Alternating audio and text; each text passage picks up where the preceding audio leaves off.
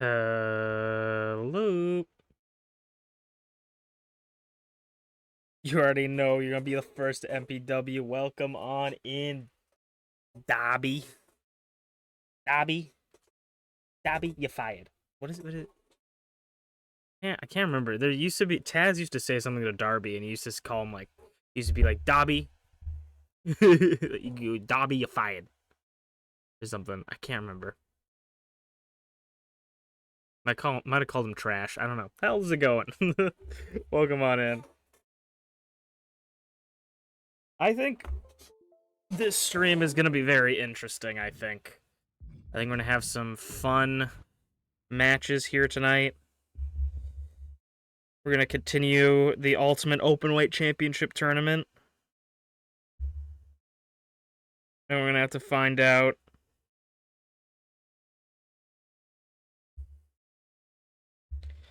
who are gonna be #1 contenders for the titles.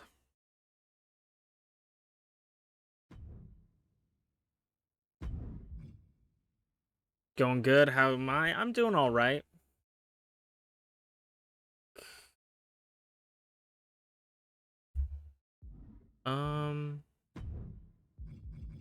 What is this?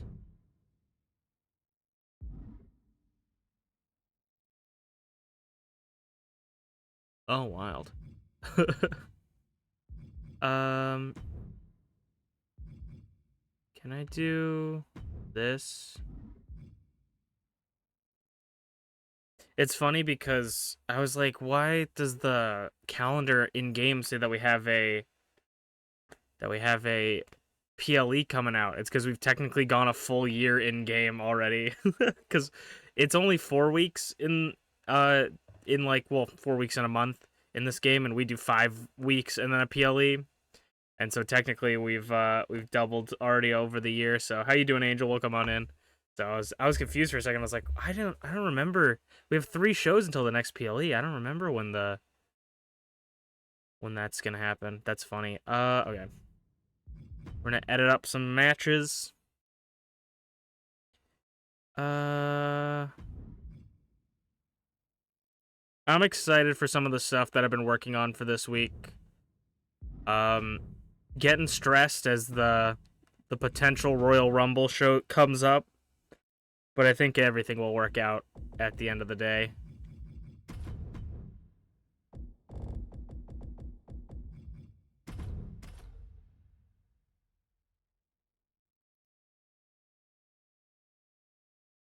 We're gonna have an openweight championship match. We're gonna have a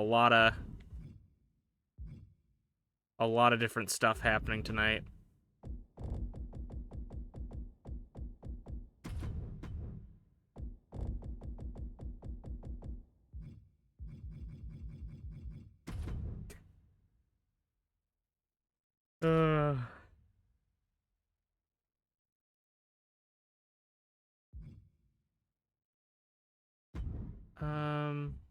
So we're gonna have a lot of Falls Count Anywhere matches today.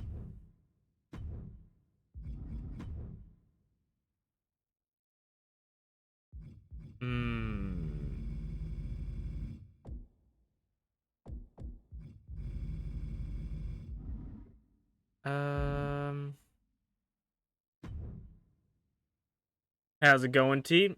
Or did you guys just finish up stream? How was your stream? Because I saw T and Angel. If you guys don't watch them, they were doing some Hell Divers, right? Hell Divers? In the process of getting sick, I can feel the COVID starting in my body. Oh no. Ended early because I'm getting a fever. Oh no. Hopefully you feel better soon.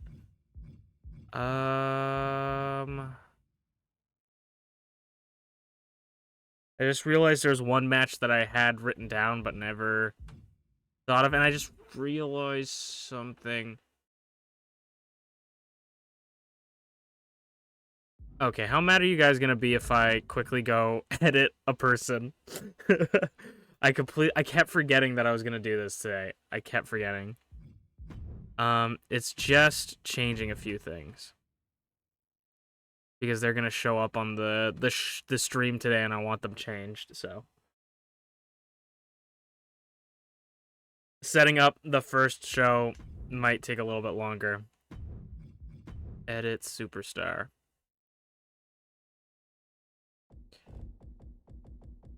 Backlash? I'm not good enough to call backlash?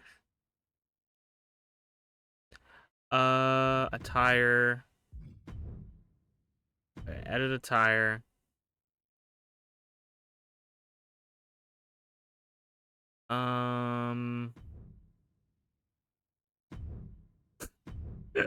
This is gonna be great, by the way. I got permission from the former, soon to be maybe former owner of this character to change them up a little bit. So, I'm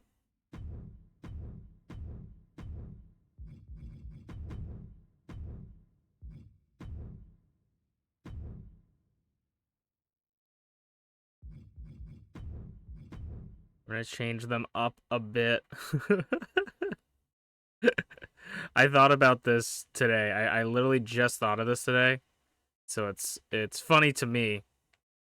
It'll be interesting if it's funny to anybody else. All right, let's make that extra large. Okay. We're gonna do. Oh my god. I am not skilled in drawing with a controller.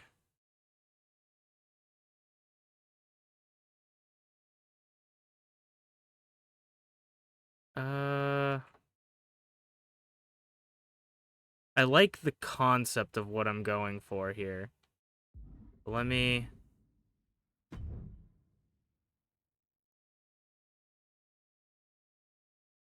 Again, apologies, this might take a little bit.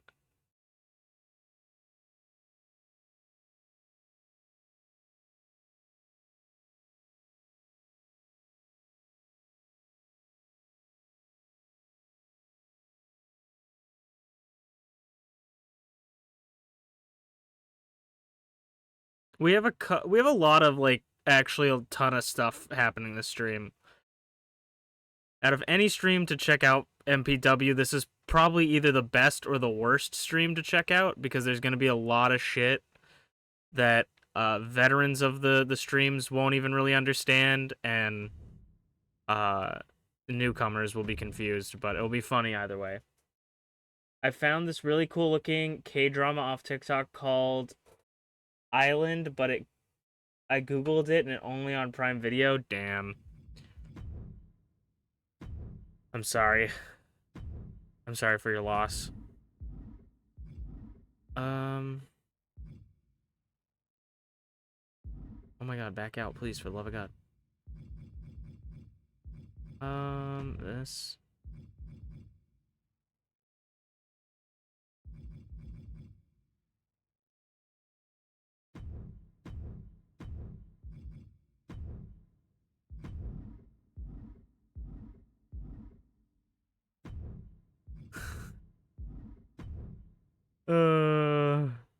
This is gonna be so good.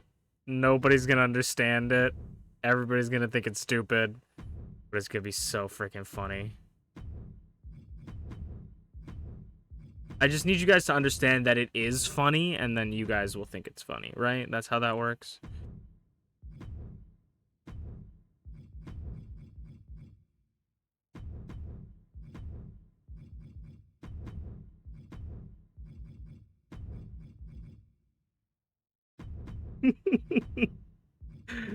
Oh, guys.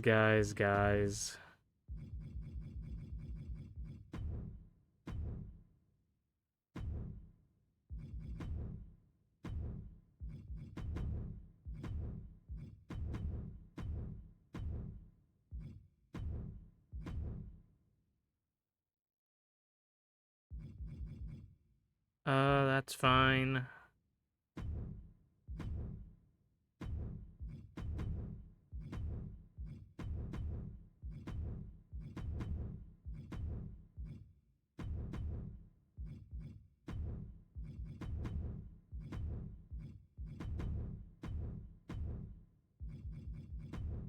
All I'm saying is if I was green, I would die, okay? That's all I'm saying.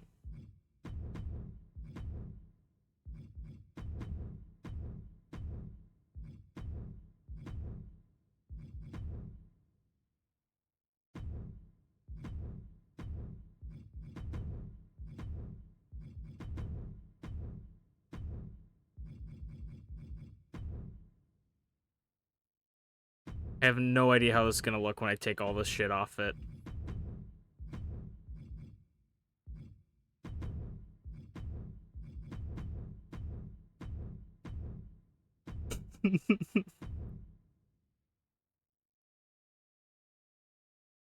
Okay, copy a tire to the other tire.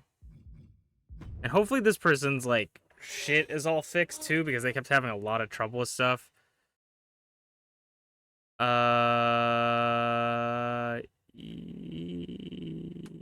I mean, that's... Yeah, you know what? Yeah, that's exactly what I want. Oh, I can't. Oh, wait, I forgot to change the name. Okay, I gotta go back and change the name. I could keep the name, but I want to go back and change it.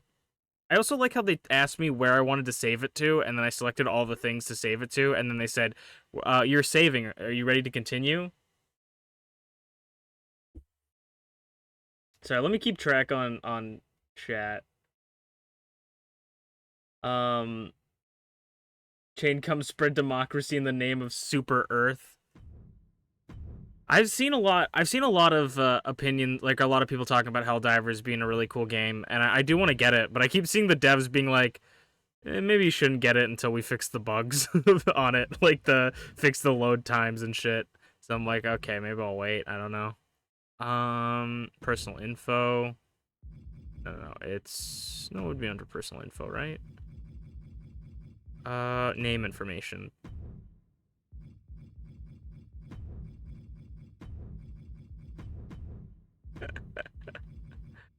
uh...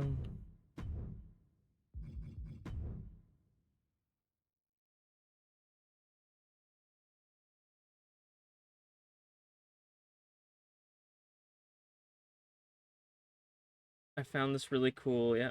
Prime Video. We're gonna love it. I hope you guys love it. It'll be really funny. They were a person that I was going to kill off, if that makes you feel any better. We're giving them... Oh, wait. Oh, my God. I keep seeing things I'm forgetting. Okay, one sec. We gotta go back into it again, because I keep forgetting stuff. I keep closing it and saving it, and it takes like an hour to save, and then I'm like, oh, fuck. I gotta remove the glasses now. I changed their name and immediately was like, why aren't they in the same place that they were before? Because this is an alphabetical order. You instantly think of the Yellow Lantern. I mean, this person could be some kind of lantern, maybe. Okay, there you go. They're beautiful. Yeah, I was gonna kill them off after the big Royal Rumble event because I need 30 people. We still need 5 people to make. I have a couple ideas and I have other suggestions from people, so I think I can... No, it's not 5. I think I need 4 more people actually, because we made up another person. I made up another person recently that will be in it. So I think I only need 4 more people for 30 people. And so I'm either gonna think of some unique characters to add, or we're going to make some funny joke characters or something. I don't know.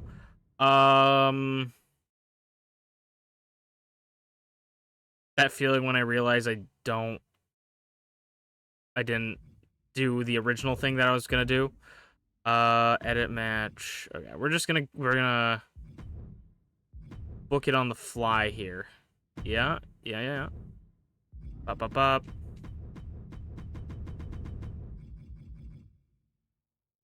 No. No.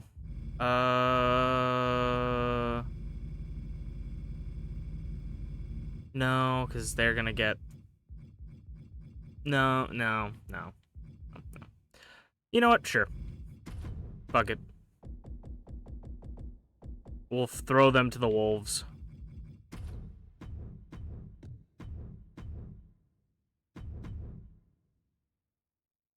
And they didn't save the type of match, so I gotta go back and edit it.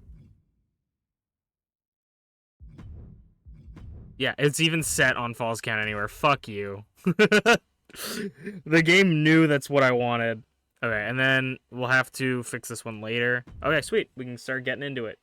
Or you could always download some, like, I have Goku, Hulk, and Ash Ketchum downloaded. I unfortunately can't download anybody right now because I am on a previous version of the game, because that's the only version of the game that I can use the script that allows us to do the air quotes men, air quotes female character models versing each other. Because after this version of the... So I can't be online, yeah. I could find, like, modded characters. Like, I could mod characters into the game that people have. That could be funny. But, yeah, people... The person that made the mod is a terrible, terrible, terrible person. Likes to extort people for money. And put the mod behind a paywall and uses the mod as a dangling carrot to get people to give them more money. And yeah, they're a terrible person. So I use the free one that they released for this patch. But enough about them.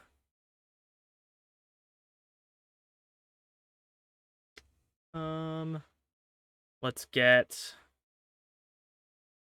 the predictions up and running.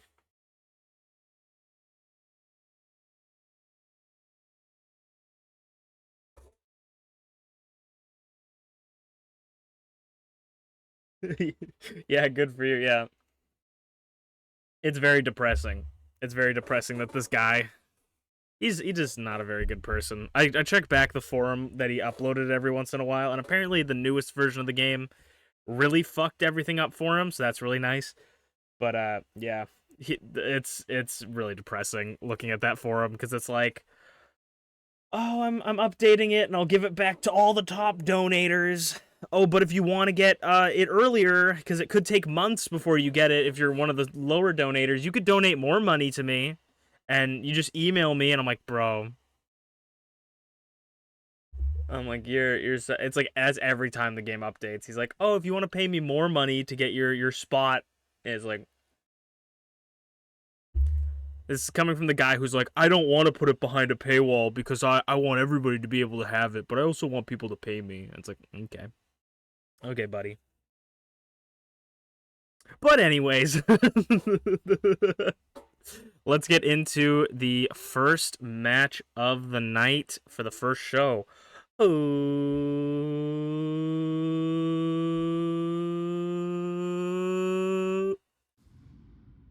Hopefully nothing fucks up. Hello, everybody, and welcome back to Masu Pro Wrestling. I'm your host and sole commentator, Masu Pro Wrestlington, and tonight we're going to kick off this episode of MPW, continuing the Ultimate Open Weight Championship Tournament, meaning that this match will be contested in open weight rules, meaning falls count anywhere, anything goes, and anybody from any division could show up to this match, and starting us off will be Glitchy Bastards.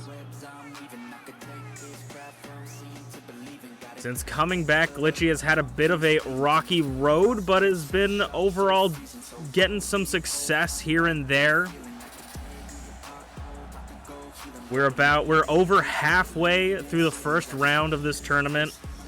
With this match, we'll be over halfway. It is 16 participants in the MPW roster randomly selected for this tournament, and the winner will make history and earn themselves a shot at the Openweight Championship. But who will Glitchy's opponent be to start us off? It'll be someone that Rize is incredibly familiar, or Glitchy is incredibly familiar with. It will be the self-proclaimed Panda Archon herself, Rize, who, I mean, speaking of rocky roads, this is exactly the kind of road that Rize treads on. You know, ups and downs, but never quite getting all the way up there, grabbing the brass ring. But could be a potential shot at the Openweight Championship again for her. She was the in the first ever openweight championship match, was unable to pick up the win against Gaelic Angel. But I mean, some say she's the person that defined this entire division, this entire match type. This is her domain, and we'll have to see if Glitchy gets put in her place, or if she will move on. Rize could move on to the next round. We will see the next round starting in a couple of weeks. We already have so many people who have surpassed the first round, such as Eunice, Flare Zero, T the Shiba, and Schmeep's World, to name a few, which is all of them.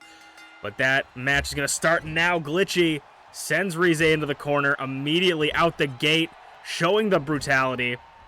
Just choking away. I mean, Glitchy has this new nice look, but underneath all of that, still the same violent Glitchy that everybody knows and loves. Glitchy's going to go under the ring immediately for an instrument of torture, that steel chair, but Rize knocks it out of her hands. Glitchy DDTs Rize. Rize rolling towards that chair, maybe going to try and use it, but Glitchy in complete control right out the gate. The two redheads bumping horns. It has been all Rize here since opening bell. We very rarely see Rize climb up to the top rope, but we could see a clothesline or a double axe handle. No. She had some other plan. Wasn't quite confident. Elevated back body drop. Glitchy and Rize have worked together, worked against each other, and have now kind of, I would say they're almost rivals at this point. Ever since Rize sent in her pink slip to Glitchy and just whacking Glitchy across the head with that steel chair, it's been sort of open season ever since Rize sent in her pink slip to Glitchy. Glitchy tried to send Minty as her lapdog to take out the former members of their War Games team, and ever since then, these two have had bad blood.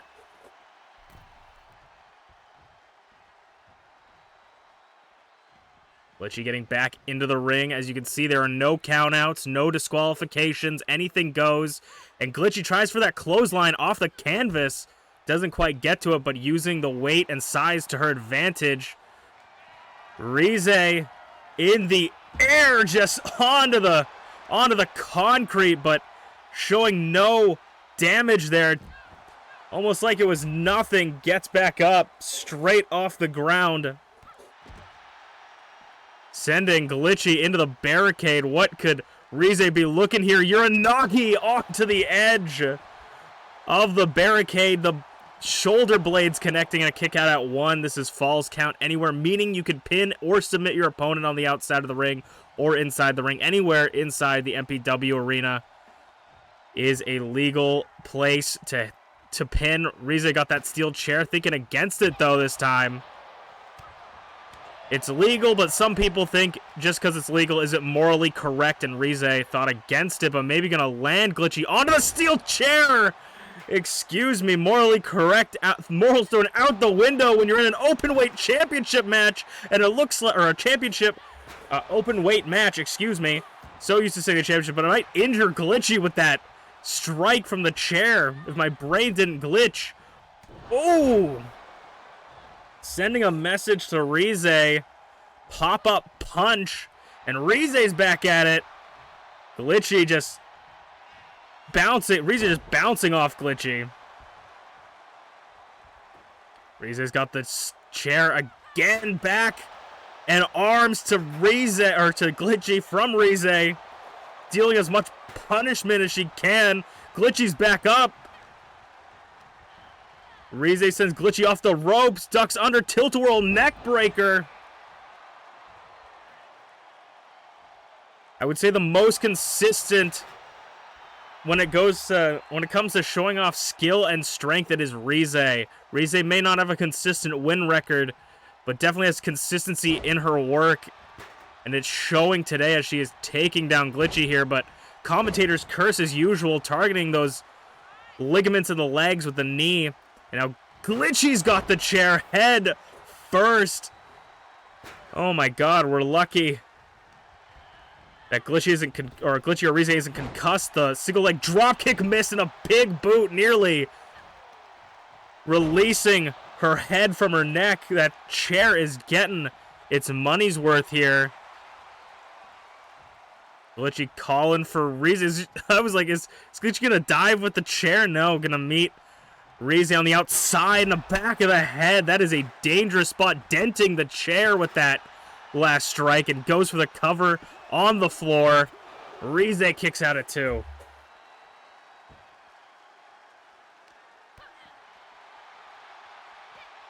Glitchy and Rize back and forth as Glitchy was looking for something. Drop toe hold into the front or the STF. Something like that. I don't know submission holds. I always try, but Glitchy breaks out of it. And can't fault the commentator for trying. And an inverted DDT. The chair is down there somewhere. I don't know if Glitchy landed on it. Shoulders down, though. And a near fall for Glitchy. Rize nearly moving on to the second round. This is for a shot at making history, putting your names in the history books as being the first person to win the Ultimate Openweight Championship tournament and earning a shot at the Openweight Championship currently held by Bonk. Arguably one of the most dominant Openweight championships. Hands a little too short to box with God for Rize there, but Rize is going to send Glitchy into the corner. Glitchy in the corner, lighting up the chest of Glitchy. Glitchy still trapped in the corner. Got a little bit of a Charlie horse there. The chops and fists lighting up. Rize gets sent over the knee. As if Glitchy was her disgruntled father. In the corner, that lariat, just a lead pipe of an arm.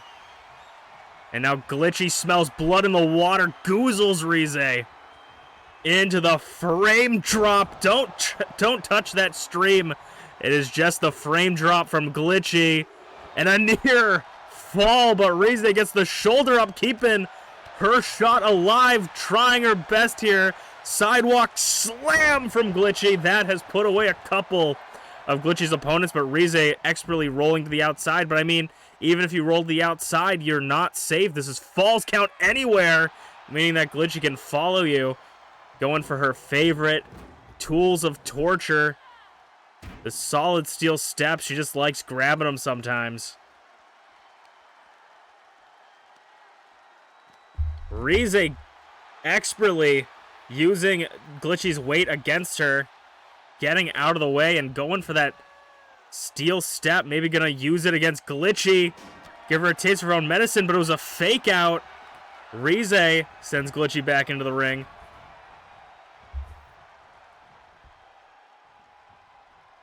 Rize eyeing up the Glitchy, the behemoth of Glitchy. Spear straight through the gut of Glitchy, and Rize moves on to the next round.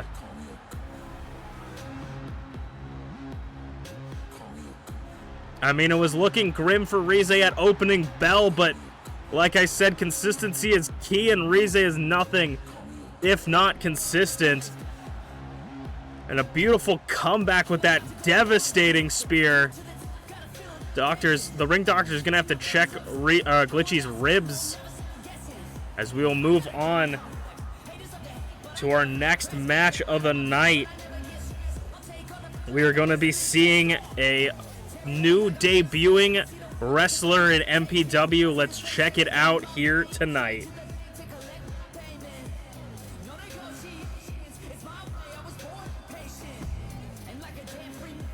I gotta go, and I probably won't be back, so I hope everyone has an amazing night and stream.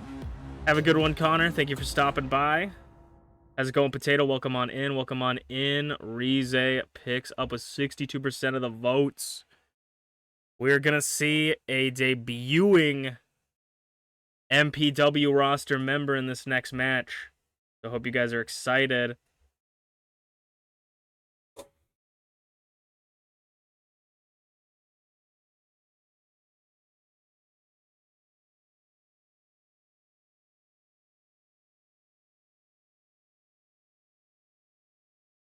Ooh. There's a lot here today, I think, that I'm really excited for, so I hope you guys are too. I think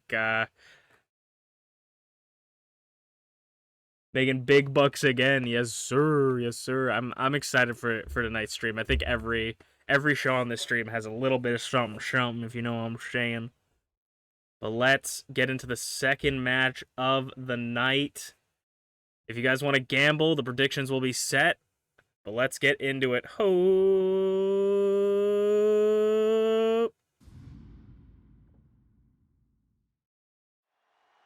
All right, it is time for the debuting knew it. I knew it was gonna happen. I knew it. Did I predict it? Because I knew that was gonna happen. Every single fucking time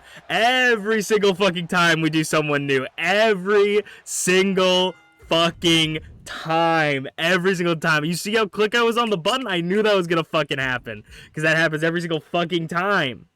Oh my god. What a fantastic game. Okay. You'd think I would have learned by now. God damn. All right, let's go to...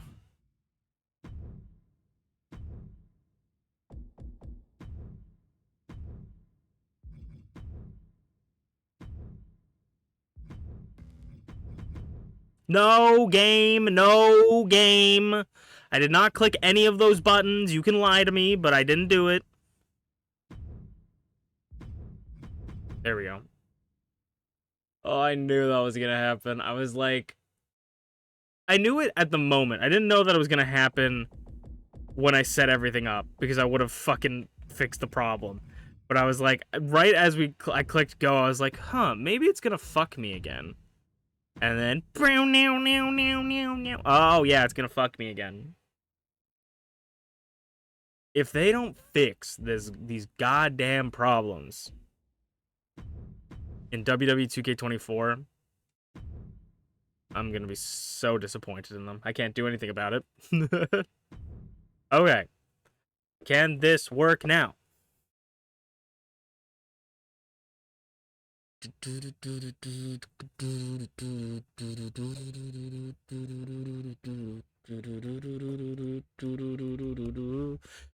Okay, let's get into it. Ho! All right, it is time for the newest debuting member of the MPW roster to make their debut, the newest Icon Division member. It is Zarataro, the hamster himself, making his debut here. One of the hottest free agents in VTuber wrestling history, internet wrestling history. It's Zarataro, taking time out of his busy schedule to enter the arena. What will this bright up-and-comer do in the face of all these other amazing icons in the division? We'll have to see, but Zarataro making his debut. This will be in a singles match. No falls count anywhere for this match. We're gonna get a lot of falls count anywhere matches today, but not this one. And who from the Icon Division will be challenging Zarataro for his first matchup?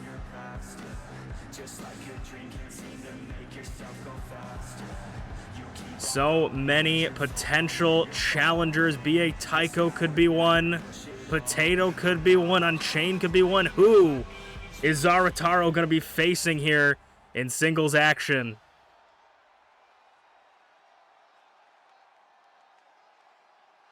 Are they not? Who? I'm sorry. Does anyone know what's going on? Who is this? Oh, it's Greg. Who is this guy?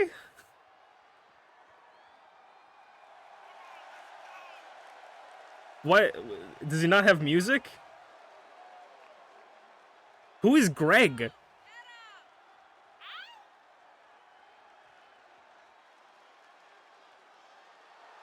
What the fuck? What the fuck? What the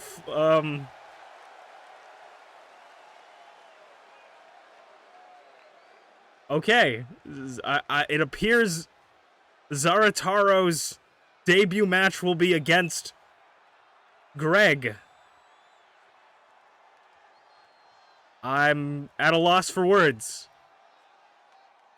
I feel uncomfortable. I am getting no information in my headset about who is Greg. And, I'm hoping... Okay, let's, get into this match. Zarataro's debut match against Greg.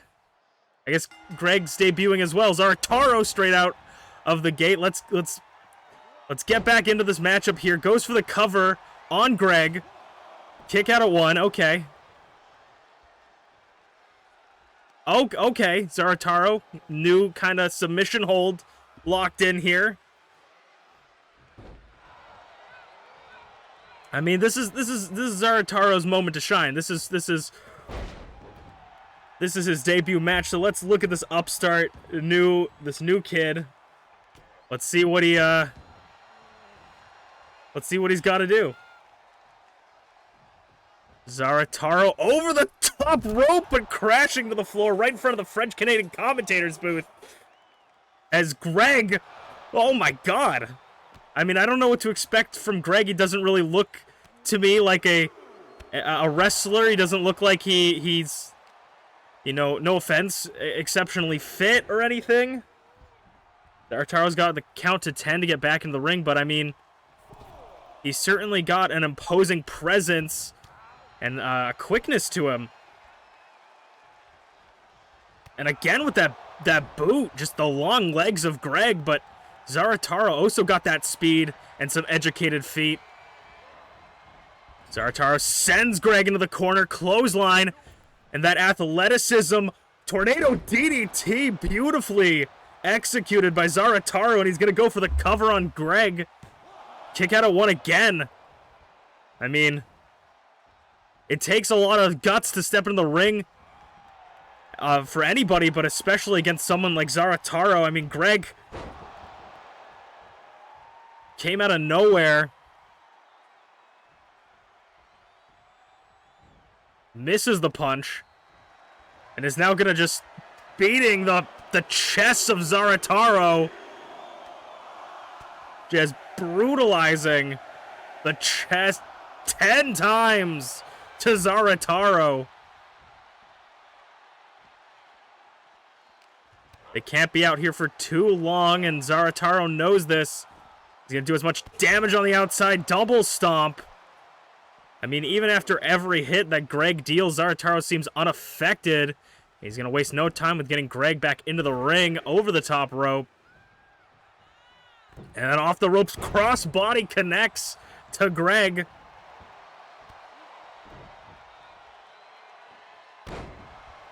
And a standing moonsault going up to the top rope. What could Zarataro be looking for? Double stomp. A light double stomp to the chest. And the gut to Greg. 2. Kick out again for Greg. I mean, I would say that it's been pretty much all Zarataro. Greg's gotten some offense in, but what has Greg got? I don't even know if Greg signed to MPW. I don't know who Greg is. Oh my god, forearms connecting. I'm getting... Okay, so the static is finally coming through my headset. I'm being informed that the bosses upstairs do not know who Greg is. And he has no contract with MPW right now, so I don't even know if this is a sanctioned match. I don't know what's happening.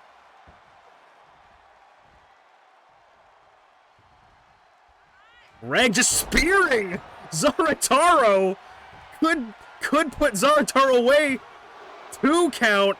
In Zarataro's debut match, Greg nearly took home a first MPW as the crowd chants "Fight Forever."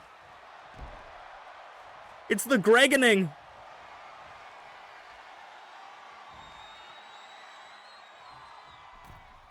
And off the top rope, lands directly on his knee.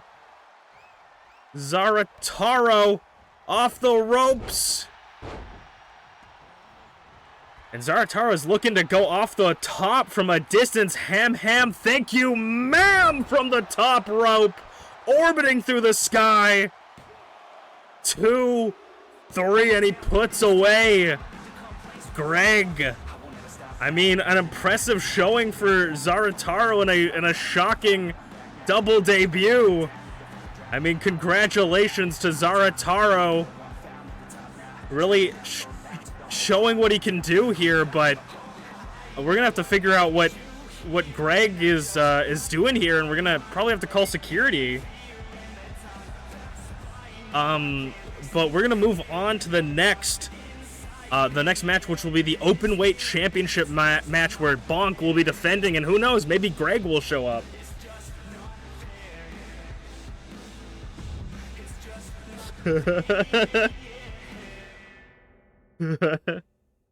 Just for you, Potato, just for you, since nobody else voted on anybody.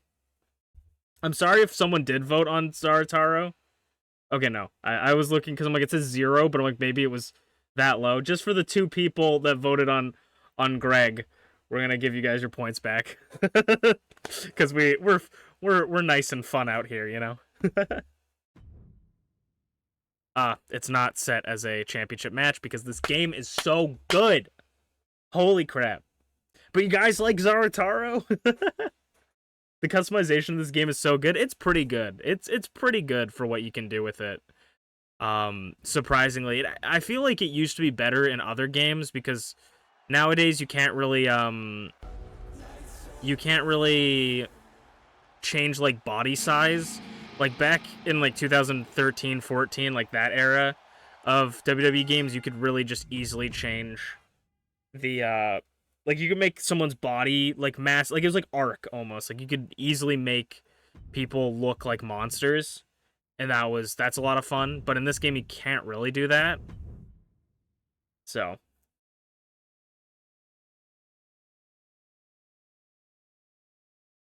like back in the day, people used to like make SpongeBob, and they would have the head be the hat, and they would like have a mask with the hat like anchor on it, and then have the body be really wide and yellow, and then have SpongeBob's face on the stomach.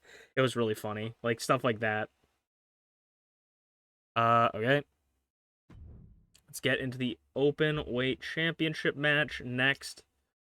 But if anybody is confused about Greg, Potato offered me the idea because I was trying to think of like some fun random things, and Potato was like, you should just get a random guy, like just a no music guy walks down, and it's just not explained. And so I was like, you know what, let's do that. Let's add Greg. And so I made Greg in like 2 minutes before stream.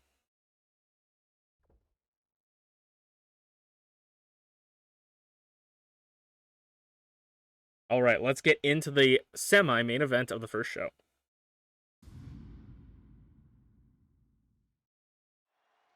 All right, now that the ring has been de-Gregified or whatever, but we're gonna start with this, or we're gonna continue with the openweight championship match.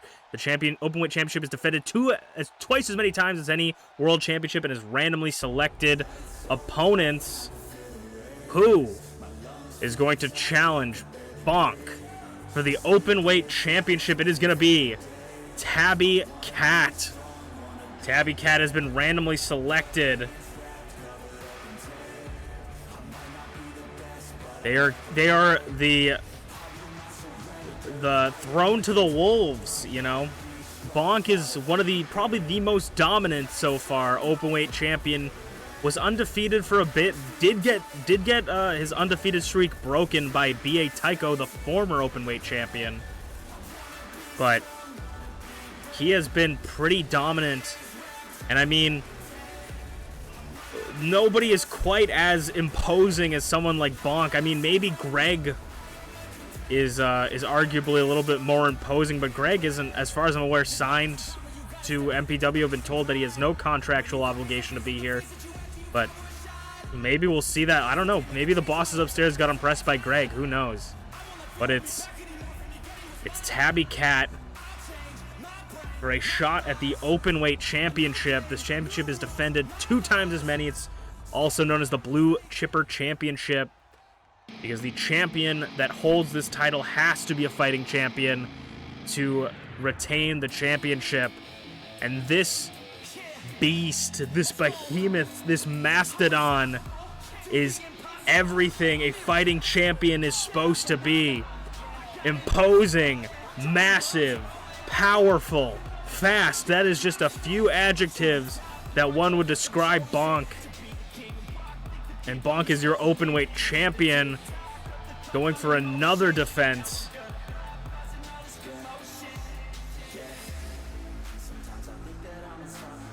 Bonk has held onto this title for a handful of weeks now and has been shown to be quite the dominant force in the openweight division and in the Icon division.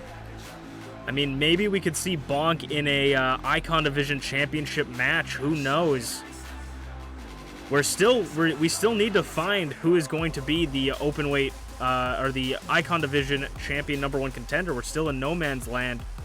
With the tournament going on, there's been not a lot of time to figure out who's going to be the #1 contender. I mean, the bosses upstairs could put that opportunity in the hands of someone like Bonk. It could be very dangerous for Merlin, the newest Icon division champion. I know Bonk would be absolutely salivating to get his hooves, his paws onto Merlin.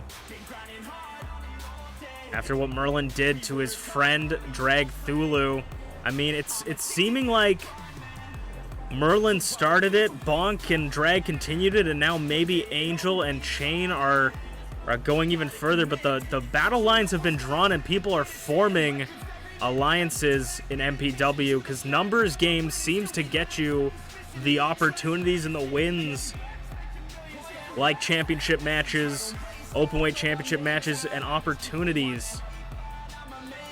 I mean, if the numbers are on your side, who knows what you can achieve.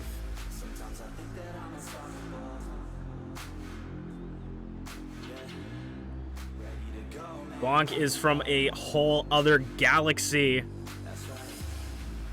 looking to challenge Earth's mightiest heroes. And I mean, Bonk has been taking no prisoners. And if I'm Tabby, I'm nervous. I know I got at least 9 lives up my sleeve, but holy, just look at this man. My God. If this isn't what wrestling's about, I don't know what is. When someone tells you to draw them a wrestler, they draw Bonk.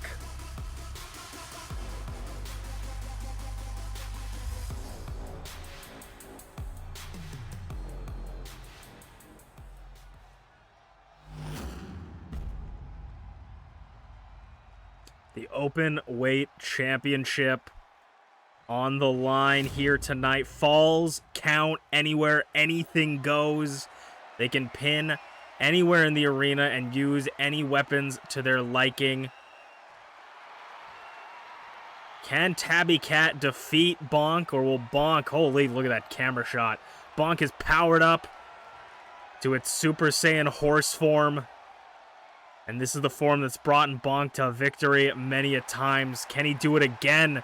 And can he move on to the next premium live event as the openweight champion?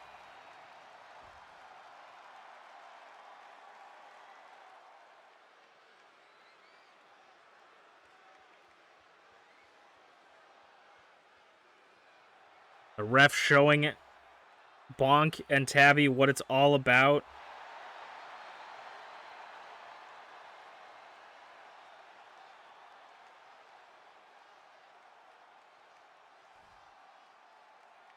And it is time to start the match. I mean, you can throw in the white flag, you throw in the towel, straight out the gate if you want, but that's sort of a cowardly thing to do. But I mean, like, if I'm up against Bonk, that is immediately what I'm going to bumps him. That's immediately what I'm going to be looking for. Bonk sends Tabby Cat into the corner, elbow straight to the jaw. I mean, Tabby is a fighter not really known to give up, but was almost #1 contender for the Icon Division championship at one point, but okay, I was worried. The referee wasn't getting out of the ring, and I'm like, that better not be the twin sister that we fired. Whew, I'm glad we rehired the older of the twin sisters, because that I had PTSD flashbacks for a second. I thought she was about to start counting in this Falls Count Anywhere match. Okay, they're fighting in front of the French-Canadian commentators. Let's take a breath, everyone. Let's take a breath. And Tabby's grabbing at the eyes of Bonk. They say never poke a horse in the eyes because it hurts them. Ooh, and Tabby must know that. A common weakness for horses, getting poked in the eye. Sidewalk backbreaker. And Tabby's going to roll up Bonk. I mean, this might be the only way you can pick up a win against the champion here, is just trying to get quick pins, catch them off guard, and get that 3 count. Because I can't imagine this guy tapping. I can't imagine him going down for the pin. DDT onto the concrete. And another one just for further measures. Giving the French-Canadian commentators a lovely showing. Got first into the commentators table and now into the apron, just bouncing head first off it. Near fall immediately for the champion. The match is barely out of its infancy, and Bonk is already getting 2 counts. This is our semi-main event, and the main event of the night will be another first-round match for the Ultimate Openweight Championship Tournament. And, I mean, if Bonk can hold on to that championship till the end of the tournament, he's going to have to defend it against the winner. That would be quite the feat. Also, earlier in this match, just a few moments ago, Bonk busted open Tabby Cat and is looking to increase the size of that wound with the kendo stick straight to the skull. Ooh, a little combo here. Combo action with palm strikes. Oh, blocked the beam strike. Tabby blocked Bonk's beam strike. I don't think we've ever seen anyone do that yet. The kendo stick to Bonk. Could Bonk have underestimated Tabby's power level? The champion is caught off guard, is woozy here. I think he completely is discombobulated after that one. A counter spell, if you will, by Tabby Cat as he takes control. Kendo stick in pause. That kendo stick is cracking over itself. It is busting. It's going to get busted over. Bonk there destroying the kendo stick on his back. And Bonk is now going to go for one of his 9 lives, or Tabby's going to go for one of his 9 lives there to Bonk. And maybe to finish the job, a back alley-oop, but Bonk has it scouted. Ooh, brainbuster onto the wood chips. I think Bonk had his awakening here. There he goes, trying to pick up some speed with those meaty clotheslines. He's starting to pick up momentum and build speed here as Tabby Cat is in trouble. Fireman's carry. I think he might have just pissed off Bonk as he sends a power bomb to the floor. Straight to the floor from over the top rope. This could be it. Referee out of position, trying to make sure the shoulders are down. Kick out at technically 0. The referee was out of position. I would say that was at least a 1 or 2. Maybe could have been a 3.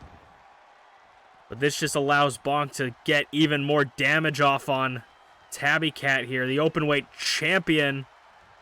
Tabby Cat, though, getting a hold of Bonk, using the ropes to his advantage. Usually you're not allowed to grab onto the ropes, referee's discretion, but it is no disqualification here. So Tabby Cat, kip up by Bonk, playing a little bit of a possum, even though he's a horse half and half. Ooh, was taking a little bit too much time showboating, now doing the Peter Griffin knee grab.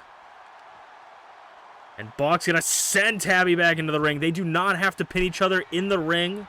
They can if they want to. Kendo stick back in Bonk's hand, looking to use this sword. But Tabby Cat catches Bonk back alley-oop!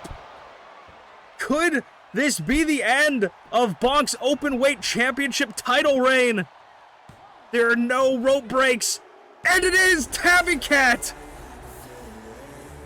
Out of nowhere, the back alley-oop! Tabby countered the beam from Bonk.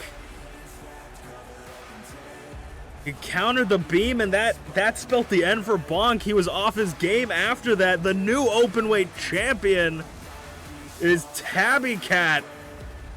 In a shocking turn of events. I don't know if anybody expected this, but Tabby Cat is your new Openweight champion. Let us move on to the main event of the night.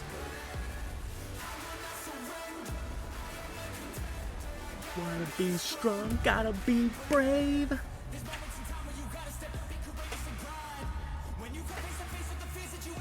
Crazy. I actually did not think that was gonna happen.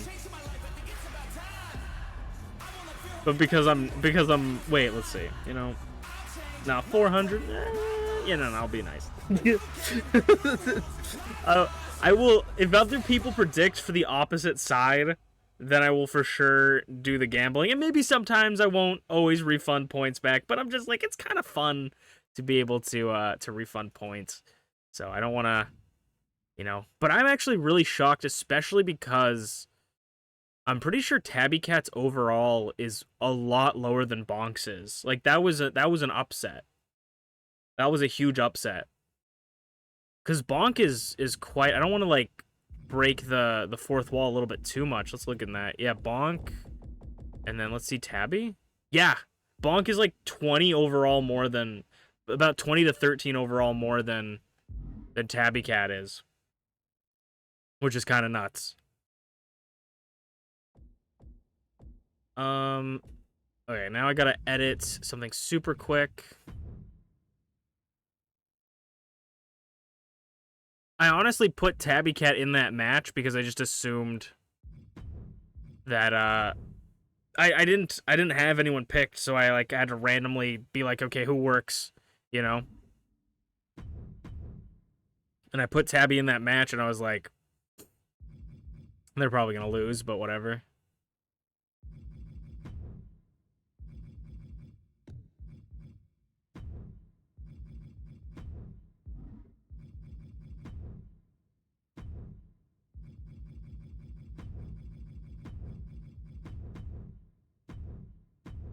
Well, good for him.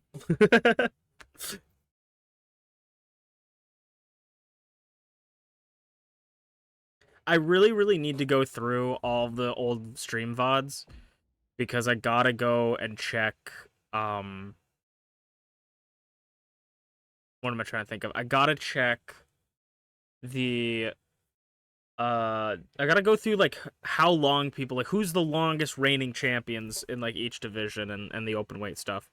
I need to go through all that one of these days, because I want to see, because I keep going, like, oh, this person I think is, like, the longest reigning because they've beat, like, 3 people or something, but they might not be. The Openweight Championship will be the hardest one to go through because of just how often it's defended, so there's, like, I think Angel held it for, like, 4 weeks or something like that, or, like, 2 weeks. But that just comes with the territory for that, because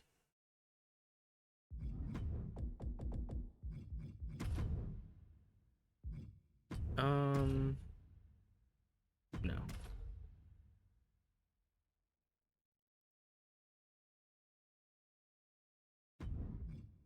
That just comes with the territory because he was the first one, and I think I had him defend it,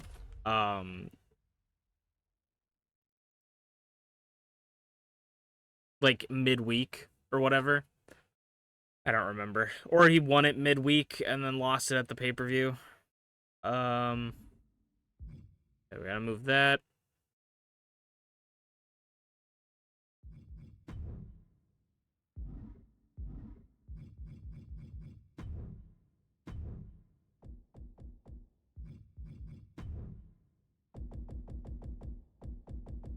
Also, I talk about this a little bit, but I've talked about this a little bit, but after every big like event stream, like when we have a PLE, I go through everybody's stats, um, and I randomly increase or decrease them by up to 3 or down to 3, like so they could have like a -1, a -2, a -3, a 0, a 1, or a 2 or a 3 increase or decrease in the in it.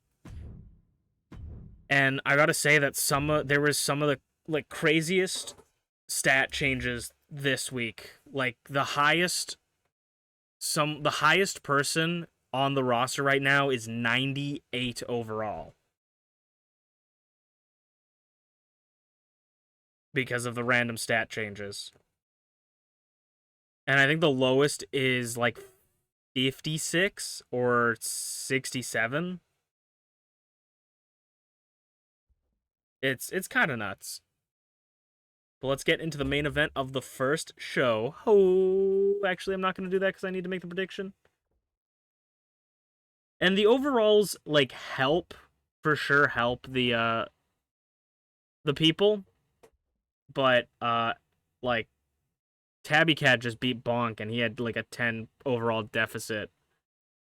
So, I don't think it's like everything, but definitely can help people. And also the universe mode itself will like add and subtract things. So like if you lose a ton of matches, all of your stats get like -1. And then if you lose like 10 more matches or like 5 more matches, it gets all stats get -2 because you're in a rut. So it's also the universe mode changes stuff, but it's very interesting.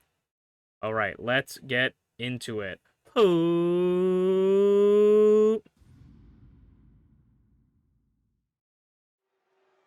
It is time for your main event of the evening.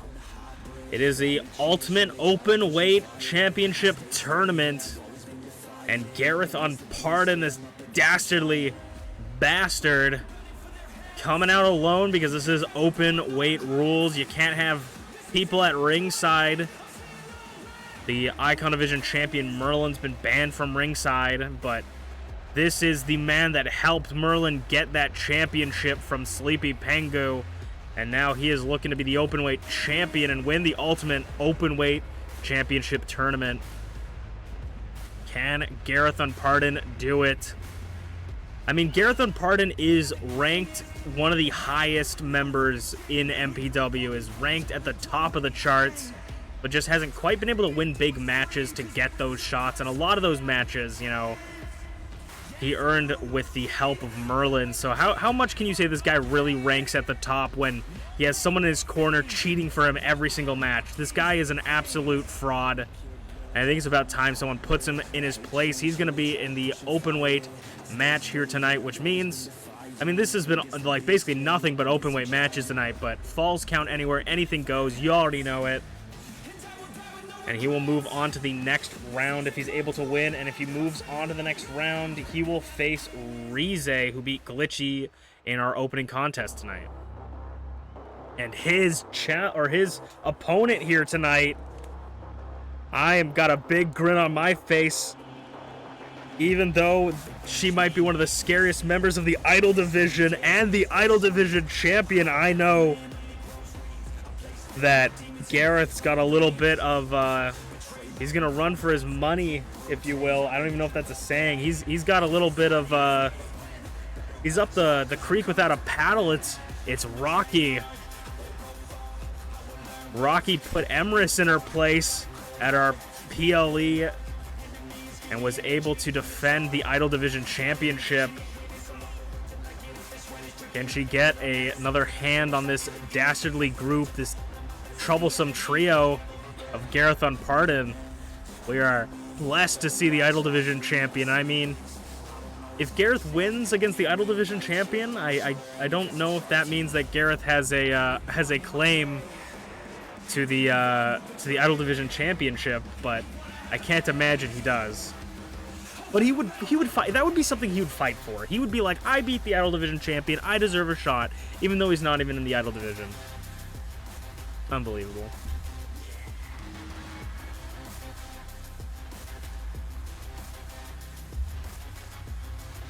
What a just overall terrible person. And I may be up in my commentary booth because of people like Rocky that I'm absolutely terrified of.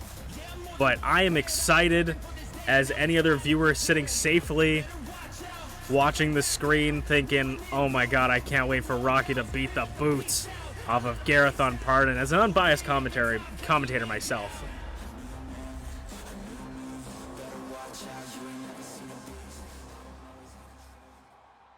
Gareth on Pardon versus Rocky. Former champion versus bumps him versus champion.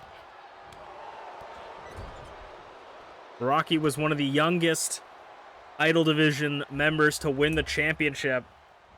Just knee strikes to Gareth. And out biting the thingies of Gareth. I love to see it. Inflict as much pain as you can. The winner of this will face Rize. And I mean, if somehow Rocky can pick up the win here and then moves on and then Rize beats Rocky in the next round, you'd think that maybe Rize would earn a shot at the Idol Division Championship. Could potentially get a #1 contendership there, or at least be in the conversation. Back and forth, Gareth versus Rocky. And Gareth's gonna dump Rocky onto the floor. Flips her to the back and drop kick. Sends them flying into the barricade. Gets out of the way, does Rocky. The Idol Division champion has been nothing but dominant in the Idol Division, but how will she do against the Icon Division here? Trying to go for a lot of submission holds, wearing down Gareth, making sure to just take out all of his stamina. Gonna roll through.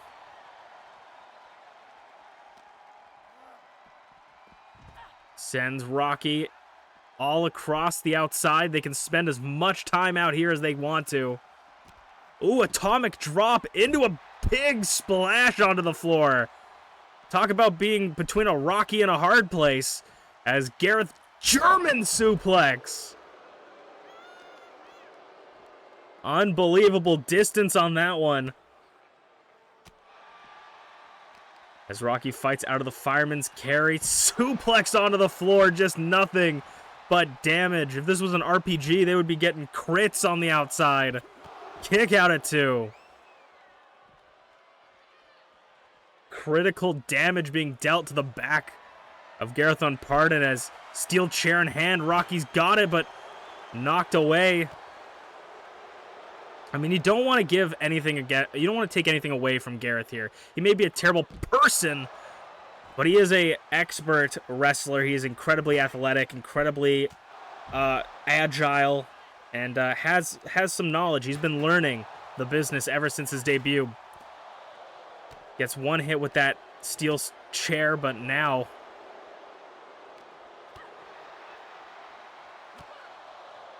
Gareth and Rocky back and forth in front of the French-Canadian commentators. Goes for those knees again, but doesn't quite get them. And Rocky gets sent into the Timeskeeper corner and clothesline to the back of the head from Gareth. Oh my god. Knee strike into the handspring. Knees again.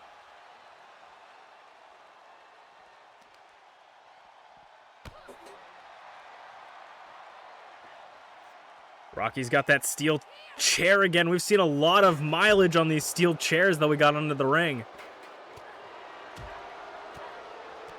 Usually those are defective chairs that the fans don't have to sit on. Oh my god!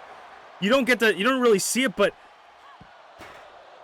he was just fisherman suplex onto the steel chair. You didn't really see the Timeskeeper and ring announcer was blocking it, but right on the steel step from Rocky, or steel chair from Rocky, excuse me. Gareth looking for something, but Rocky had it scouted. He was backing up, maybe looking for a high caliber, but didn't quite connect it, and Rocky's showing off that athleticism to Gareth. Back and forth. These two have been at each other's throats since the beginning, and there's really nobody that's been taking control.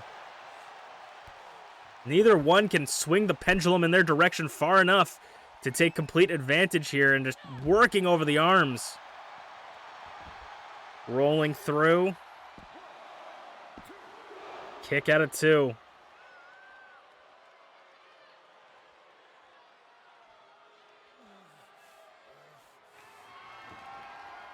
Rocky's gonna go under the under the ring again. This time with a steel bat, getting some licks in.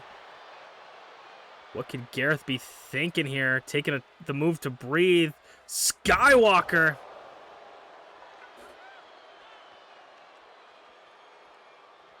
Gareth's got Rocky in his sights. High caliber on the floor to the outside, landing directly on the bat. Referee out of position, but now is in it. Oh my God, Rocky nearly taking the fall there. Gareth throwing Rocky into the ref. Oh, but got payback for that one. I mean, what will this guy not do? He's going to throw the ref into harm's way. Unbelievable DDT by Rocky. Joke's on him. Rocky takes advantage. The bat just whacking the ribs of Gareth on pardon, and Gareth is busted wide open. Rocky has him wearing a mask of crimson with those bat strikes. Lost and found on the floor, and this could be good night for Gareth on pardon, and no, of course not it is. Gareth gets his shoulder up. Throws Gareth into the ring. Rocky eyeing him. Got to figure out what to do at this point. How to put away Gareth. Kicking out one of your most powerful moves. Maybe just hit him with another one. Oh, God. In position for a Canadian Destroyer? No. Switch to a powerbomb and reversal by Gareth off the ropes is Rocky. Bumps him. That cut above the right eye of Gareth is fucking so cut deep. It is gushing blood. Gareth on pardon. That cut could get infected in this match. He's got to end it soon. With a deep wound like that, especially a head wound, you got to watch it. The referee could potentially end the match if the cut gets a little bit too deep. Oh my God! From the heavens, a leg drop straight guillotine to the neck of Gareth. Unbelievably vicious. From the Idol Division champion, Rocky.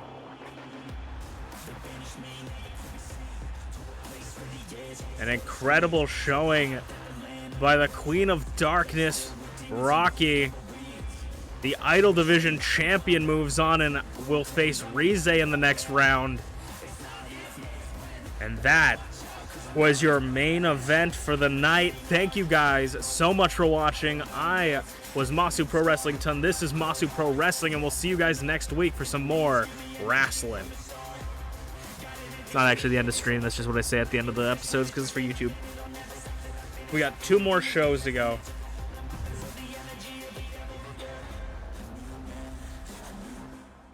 That actually kind of ended up, part of that kind of ended up working out for me.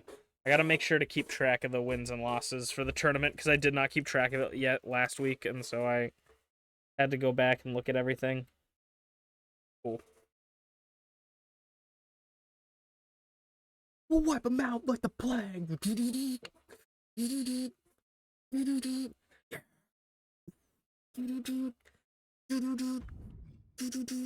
Wipe them out like the plague.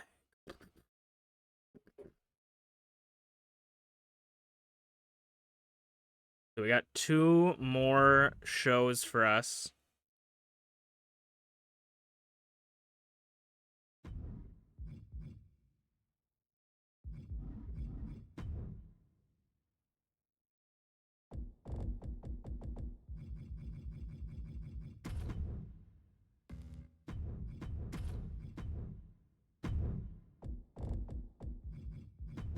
So allow me to set this one up, but hopefully you guys have been enjoying so far. I like that first show a lot. Ooh, a 50-50 for Rocky versus Gareth. There was 99 bet on Gareth, 100 bet on Rocky.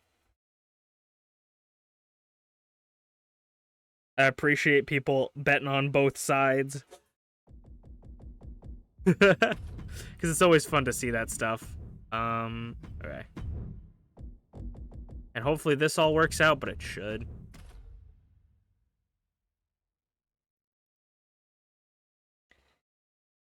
And then... yeah.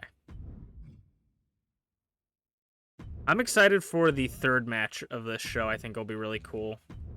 Just because it's going to be a match that we haven't ever seen.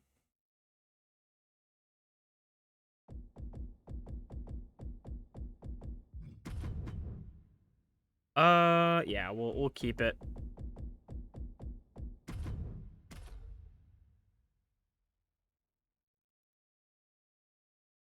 Gotta make it interesting.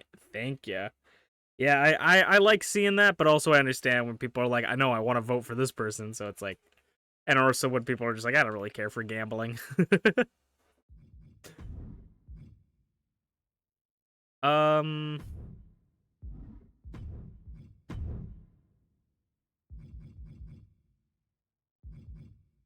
We're gonna do this. No. There we go. And then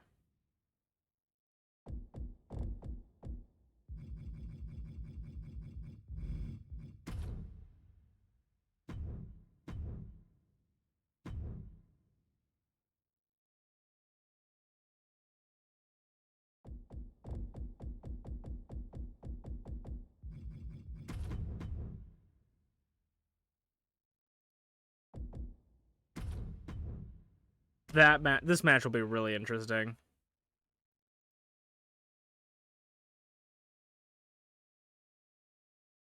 I'm almost certain of what I'm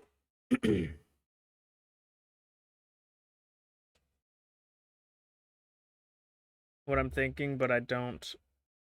Let me check. I don't remember. I don't think. Oh no. Never mind. I'm thinking of something else.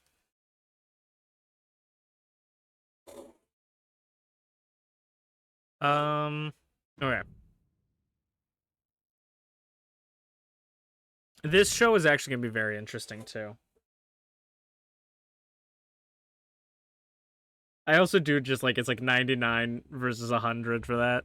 Makes me laugh.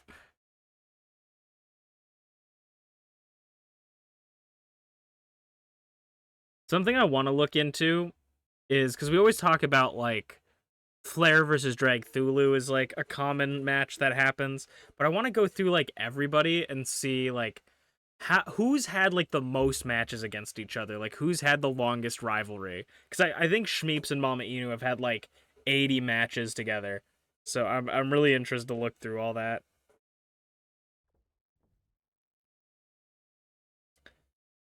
All right, let's start the next show.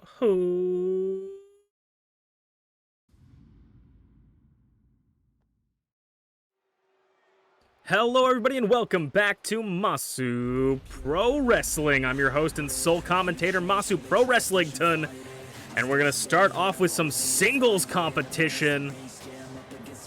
It is Merlin GTB, the Icon Division Champion. Merlin GTB with, of course, his protege and partner, Gareth Unpardoned, lurking in the back there. This will be singles competition. And we will continue the Ultimate Openweight Championship. But this is the Icon Division Champion, Merlin GTB.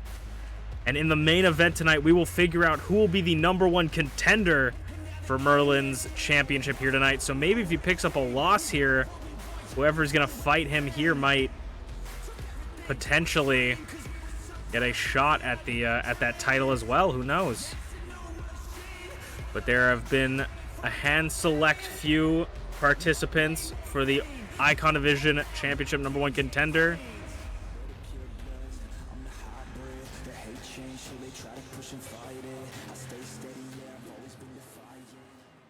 Merlin GTB will be facing off against. It looks like Unchained Awesome, but this has a new backtrack to his entrance. It looks like Unchained Awesome will be challenging the Icon Division champion. Title is not on the line. And Gaelic Angel, I mean, we saw this before. Gaelic Angel and Unchained were in each other's corner, and it seems that they have... Their alliance is continuing here. Unchained and Angel. Unchained will be challenging Merlin Angel in his corner as they make their way to the ring.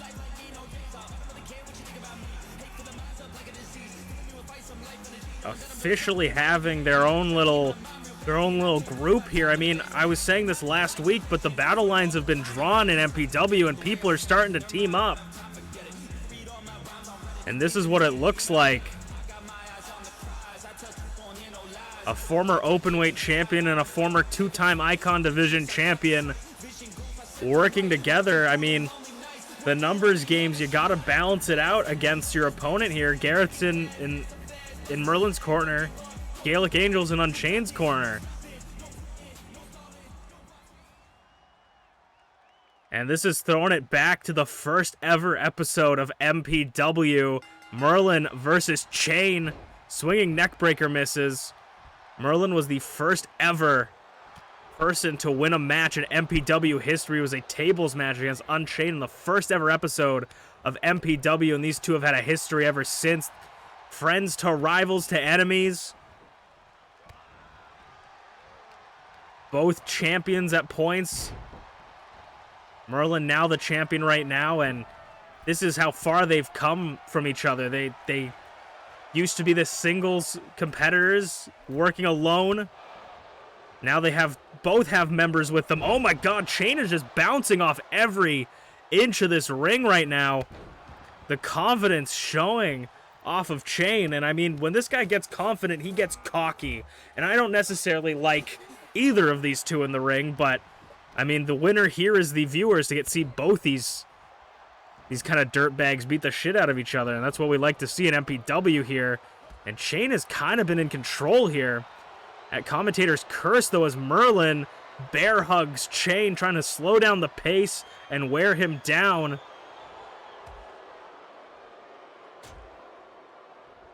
Ooh, right into the ears. And the knee strikes continue to just flourish as Gareth, once again, using him as a distraction. Merlin uses Gareth as a distraction to get that advantage. Spinebuster. I mean, both these two are very cocky individuals. Right on cue, as I say. Merlin takes the opportunity to flex to the crowd. Merlin likes to make it seem like he makes it look easy, but when you have someone constantly interrupting the match, no wonder it looks easy. Merlin getting outside, and now clothesline, reverse King of the Clothesline backstabber from Unchained. You can't quite catch the King of the Clothesline with a quick clothesline. Trying to find another K sound. So far, neither of these two have shown up in the Ultimate Openweight Championship Tournament, but maybe they will.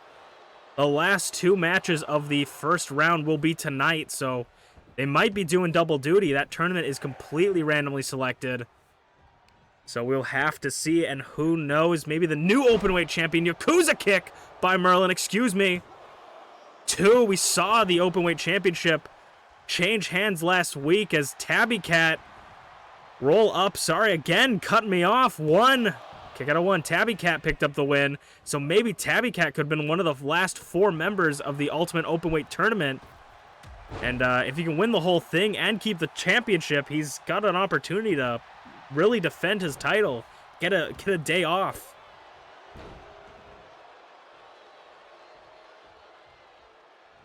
He won't have to fight 2 people. He'll just have to fight 1. Chain trying to get out of the corner, as Merlin is just taking full advantage again. Ever since the distraction, Merlin has been on point of it, and now going up top, could we see it?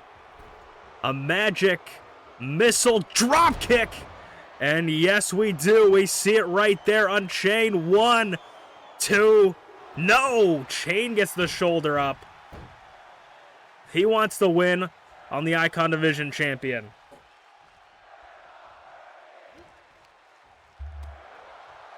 Unchained getting some momentum here now, getting those knee strikes in. And of course, Gareth sees that his leader, his partner here is in trouble. Distracts Chain with his words there. Getting in his face. Getting under Chain's skin, and Merlin immediately takes full advantage of it. Back body drop onto the apron. Merlin and Gareth have become just, they don't care. They will win any means necessary. They don't care if it looks bad on them. Winning and holding this title is what it means to be a champion of Merlin. He wants to hold on to this title for as long as he can. He was the first ever Icon Division champion, has been chasing it ever since. Finally, he has hold of it. 5 count. Inverted falling DDT. 6 count. They have till the 10. Both of these two are not shy for getting some count-out victories. But Merlin's not going to take it today. Gareth walked off. I don't know if he just wanted to get out of the way or what, but he's walked out of the corner. Oh, there he goes. Yeah, he's back. Deadlift, power bomb, just dumping Chain on his head. And now Merlin just playing around. Showing that he's not taking this seriously. Gut wrench, power bomb. And a Uranagi by Chain.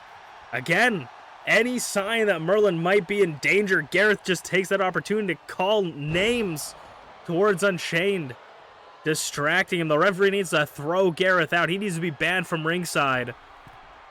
As Merlin makes his second trek up to the top ropes, looking for a second magic missile drop kick. Can he hit it? He doesn't! Swatted away! DDT by Chain. Chain's momentum swapped in his favor. Leg lariat.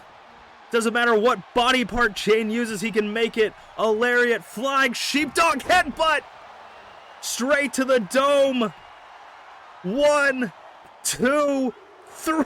No, Chain nearly picked up a win over the Icon Division champion. Could it be 2 times the charm? Can he hit it? A second one! Is Merlin going down?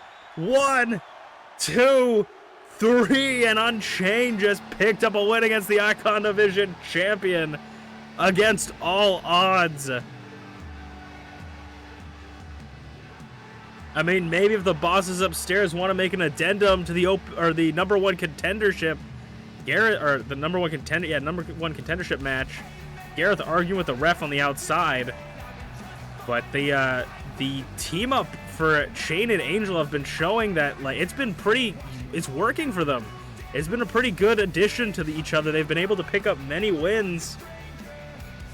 As we will move on to our second match of the night and our first Ultimate Openweight Championship Tournament match of the night. Let's check it out.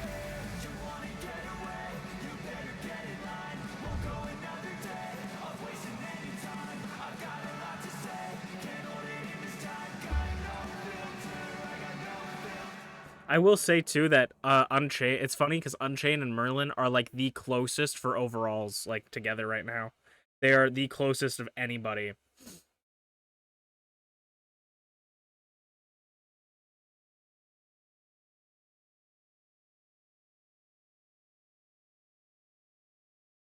Do do do do do do do do do do do do do do do do do do do.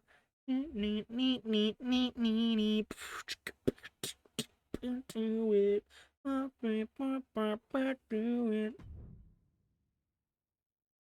hope you guys are intrigued now. Unchained and Angel have their own little theme song and entrance together.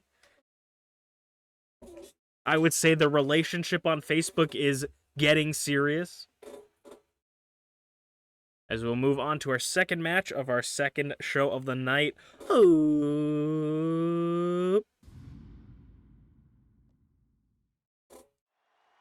It is Falls Count Anywhere, Anything Goes. Open weight rules, and speaking of open weight, it's the new open weight champion. Okay, you know what? We're gonna reset real quick. I don't know if it just never saved, but I'm pretty sure this is... I don't know why. They seem to give B.A. Taiko's entrance to champions for some reason. I'm pretty sure this is just this might just be the default championship entrance. But I have changed it on Merlin's, right? I have changed it on Merlin's, his championship entrance. And they still give him B.A. Taiko's entrance for some reason. And then I just saw that, and I'm like, I'm pretty sure that is exactly Merlin's entrance right now. So I'm going to go and try and change Tabby's entrance. It's weird, because you would think that if I passed all the information over to the universe mode, that all the information would get passed over to the universe mode. But apparently it doesn't. So I'm going to go change both of their championship entrances. I apologize, folks.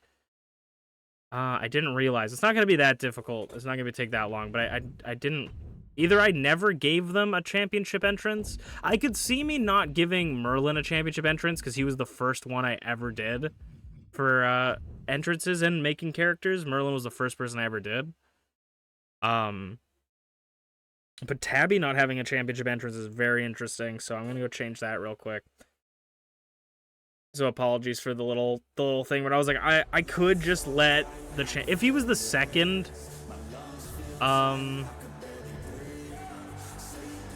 If he was the second person, like if B.A. Taiko came out first, you guys got a lot of time to vote on stuff.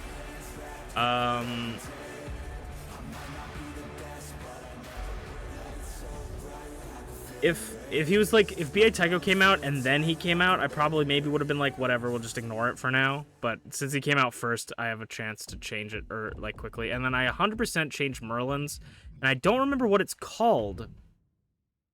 So we'll see if it's still saved or if it never saved.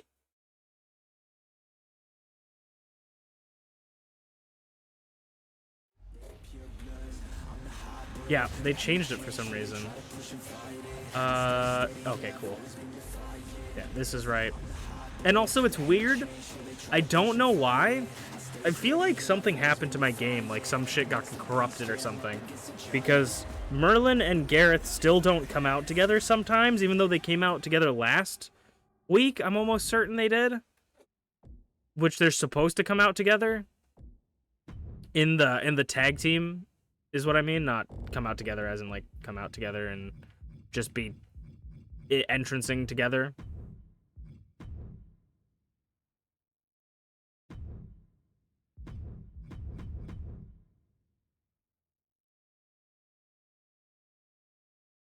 And then...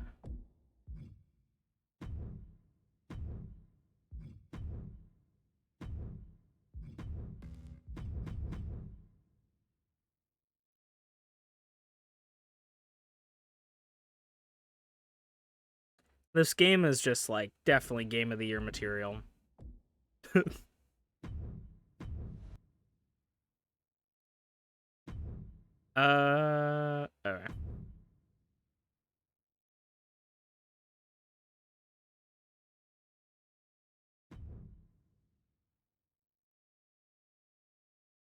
Sorry for the mix-up. You guys still got 1:10 to vote on people. Oh, people are voting on B.A. Taiko versus Tabby Cat. A little bit of spoilers, but that's how it goes. There's never a MPW stream without problems.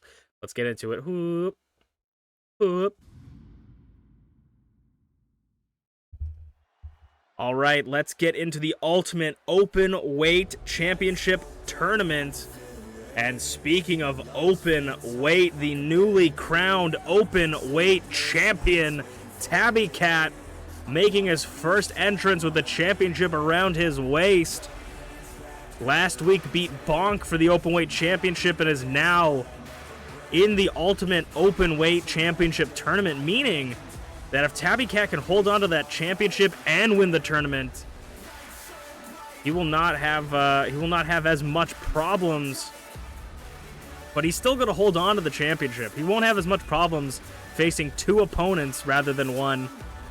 But he could become the Ultimate Openweight Champion of all time. He wins the Ultimate Openweight Championship tournament and has the Openweight Championship. I think nobody could deny this young kid's skill and power here. But he's going to have to get through another randomly selected opponent in an open-weight match. So, I mean, this is a fantastic training and practice opportunity because the title isn't on the line, but it's an open-weight match. So it's sort of like a rehearsal for Tabby Cat here. And then if Tabby Cat can move on to the next round, he will be able to, or if he can win, he can move on to the next round. The match after this one will be the person that will face the winner of this match, and the challenger for, or the opponent for Tabby Cat is B.A. Tycho. He says he speaks for the chat and he hears you. The hero to the people. He wants to keep and withhold justice in the MPW roster. Could B.A. Tycho, I mean, one of the most dominant and longest reigning MPW openweight champions of all time. Could he pick up the Ultimate Openweight Championship tournament win? I mean, this is definitely a testing ground, a proving ground for the current champion Tabby. He had to go through a behemoth in Bonk, and now he's going up against arguably someone that is at that level or maybe even higher than Bonk. B.A. Tycho beat the undefeated Bonk. So can Tabby Cat beat someone that beat Bonk? This will definitely be interesting. And this is within B.A. Tycho's domain of the openweight matchup, typing, rules, words. The openweight champion Tabby Cat versus B.A. Tycho. And I mean, this isn't a great way to look at it, but even if you don't hold on to that title for very long, you've still etched your name in the history books. You've said, hey, I've won the openweight championship. Nobody can take that away from you unless you do something abhorrent, and we erase you from history. Powerbomb to Tabby Cat.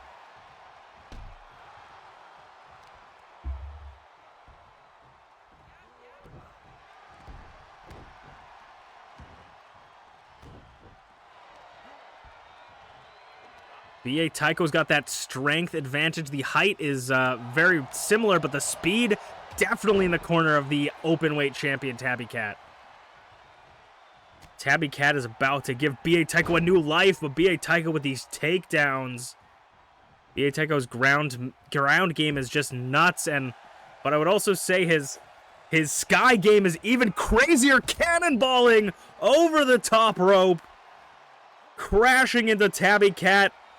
It is falls count anywhere openweight rules, meaning that you can pin or submit your opponent anywhere in the MPW arena, and there are no disqualifications or countouts. So they're able to be out here as long as they want and can use anything to their advantage, including the solid steel steps. B.A. Tycho just dumps it on the back of the head of Tabby Cat. And a suplex. Paint shooting up the spine of Tabby Cat. And just beating him down is B.A. Tycho. This is an uphill battle, but we've seen Tabby Cat pick up wins before.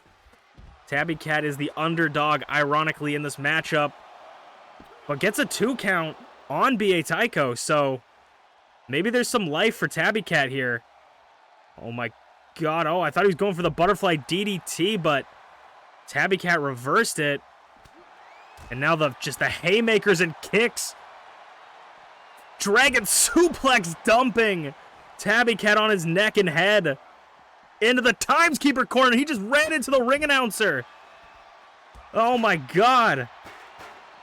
Tabby Cat just went head first into our ring announcer. We're going to have to send someone to check up on him. As they fight in this corner, he's trying to send him into the timeskeeper corner. And the bear hug to B.A. Tycho. Submissions are legal on the outside, but I don't think this one will take out B.A. Tycho quite yet. I don't see him tapping. But they're giving the front row their money's worth here. in this second match of the night. The right hand rocks Tabby again into the timekeeper's corner. Just knocking B.A. Taiko, trying to get him out of the corner and then stomping a hole through him. Referee out of position. It's hard to see that the shoulders are down. I can respect the referee there. Trying to make sure B.A. Taiko's shoulders are down. You don't want to count an illegal pin. Even though they can pin outside the ring, you got to make sure the shoulders are down.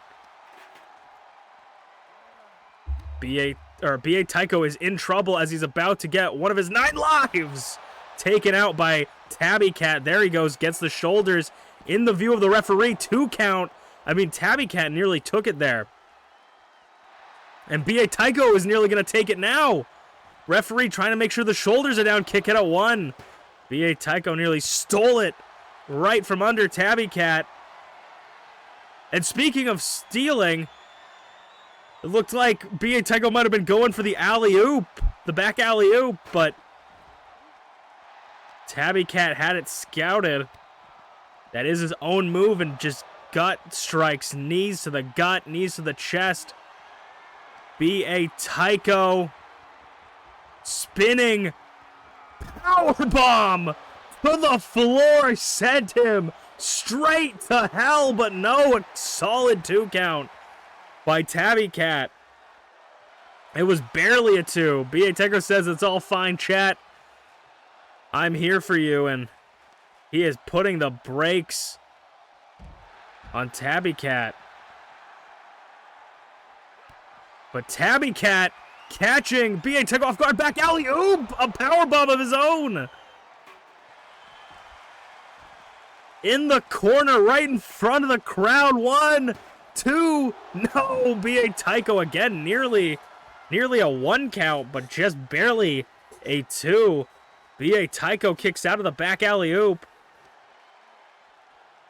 The openweight champion has been dominant in this, but B.A. Taiko is just not someone you could take lightly. Oh, throws him into the referee. I don't think Tabby Cat was planning on doing that. Some collateral damage, if you will. And is going under the ring for a sledgehammer. Oh, using his momentum against him. B.A. Taiko traps the leg and trips him. Expertly done by one of the beefiest members of the Icon division, B.A. Taiko. Striking right where the shoulders and the neck connect. And now got the sledgehammer, not able to use it though. Blocks the clothesline. And now a bear hug applied could squeeze the life out of Tabby Cat here. We could see a tap out. We could definitely see a tap out for Tabby. He's taken so much punishment on the outside. Can Tabby break out of the bear hug? He's attempting to. And he does. Barely breaks out of it. Drop kick with authority. And now he's going to try and tap out B.A. Taiko. The power of positivity, the power of hugs. Can B.A. Taiko tap here? Both have taken so much punishment to the back. But B.A. Taiko and Tabby both break out over the knee. Sledgehammer in hand. B.A. Taiko likes to use a sledgehammer directly onto the nose. Right onto the button of Tabby Cat. Oh my god, using that momentum again. Slamming him into the floor. B.A. Taiko. The power bomb again. This 360 power bomb. I think that might be all she wrote for Tabby Cat in this tournament. This wasn't for the championship, but B.A. Taiko put away Tabby Cat, the openweight champion. I mean, this is 2 wins in a row for B.A. Taiko against openweight champions. B.A. Taiko might earn himself a shot before the tournament's even over. I'm certain that the bosses upstairs are impressed, and B.A. Taiko is going to be moving to the second round in the Ultimate Openweight Tournament. But the Ultimate Openweight Tournament doesn't stop here, as we will move on to our semi-main event of the night, which will also be the Ultimate Openweight Championship Tournament. Who will be the last 2 members to enter the tournament? 11, 11, 11, trying to keep crushing. No, you can try to change, but you're never gonna be me. Look the other way, what you doing ain't easy. Bloody and stained from the people who deceive me.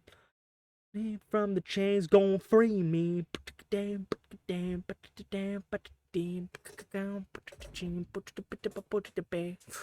Okay. As some open weight matches do, I need to do a little bit of shenanigans, if you will. Oh, I never. Okay, never mind. I never removed the shenanigans to begin with. I think the game might have just crashed. Nope. It in fact did not. Water break? I literally just took a sip. But I'll take another one just for UT. I feel like so much, like sickness is going around, man. I feel like, I'll stand up and stretch too. I feel like, my friend was saying he had like a tickle in his throat, and then all of a sudden he's been like losing his voice, and I'm like, damn, like everybody. It seems like,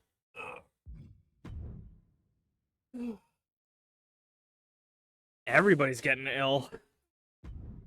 Wicket. Okay, neither of these two are champions, so I don't have to worry about the championship stuff.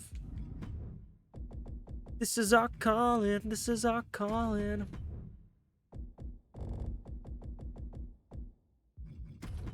If I had planned for people to debut when I designed this tournament, I should have put someone in the tournament and have that be their debut match. I had COVID positive resident sneeze on me at work last night, so that sucks. That sucks. I'm so sorry. It's the territory you have when you're trying to help people, but oh man, that sucks. I'm so sorry to hear that, T. I hope you fight it real fast. I hope you beat it like an MPW opponent. You give it a pedigree and a twisted T and send it out of there.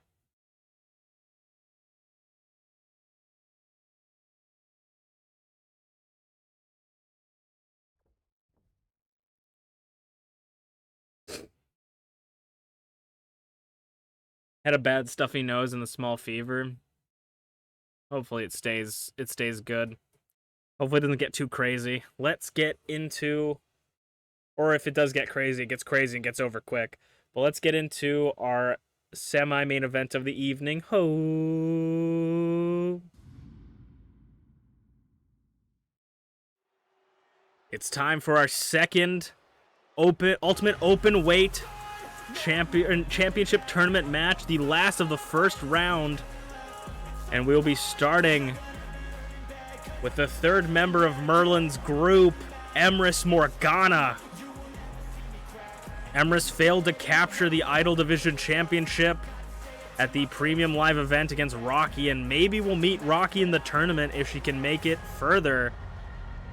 But Emrys won the tournament for the Idol Division Championship #1 contendership, unable to pick up the championship. Now in the Openweight Championship tournament, can she pick up the win here?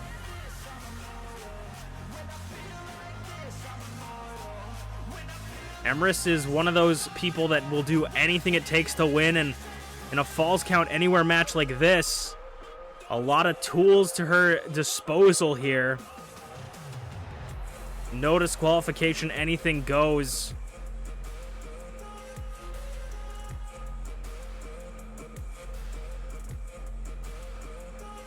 And who will Emrys be facing one-on-one? It will be against the Stone Dog of MPW, Adur Potato. Last week we saw another masked animal debut in Zarataro, and this was the original masked animal of MPW. It's Potato. Can he put Emrys Morgana in his place, or will he tap to the Hemlock? This is another fantastic opportunity for Potato. He's been not getting many chances, hasn't been having opportunities at a championship, hasn't had an openweight championship match, I don't believe. Could potentially win the entire tournament. That would be incredibly impressive. and a great thing to put on his resume there. And speaking of the Icon Division Championship, we will figure out the #1 contender for the Icon Division Championship tonight in a triple threat as our main event. Emrys Morgana coming straight to Potato, but Potato is like a wall to Emrys. No matter what she does, he can't knock her down or knock him down. Just pushing Emrys off of him. Oh, sends him to the outside. And Emrys going up top, cross body to the floor. Immediately entering the outside, as this is falls count anywhere. I've said it so many times. Don't turn it into a drinking game. German suplex into the barricade and the floor. Oh my god. And we have to censor this for TV because this is too brutal. From Potato to Emrys. The brutality from Potato. Straight out the gate. Bouncing the back of Emrys' head on the pavement. Potato's not known for being swift. He's not known for being jumpy, but he is powerful and he is solid. Like a stone dog. He waits for you to come to him and he just takes you out. Using your momentum against you. So maybe looking for another German, but didn't quite get it. Emrys is going to get Potato back into the ring, back in between these ropes. But Potato going to take his time, bring Emrys to the corner, head first into the turnbuckle. There's very rare occasions that get Potato at a running pace, but maybe we'll see it here tonight. Goes for the cover on Emrys, kick out of one.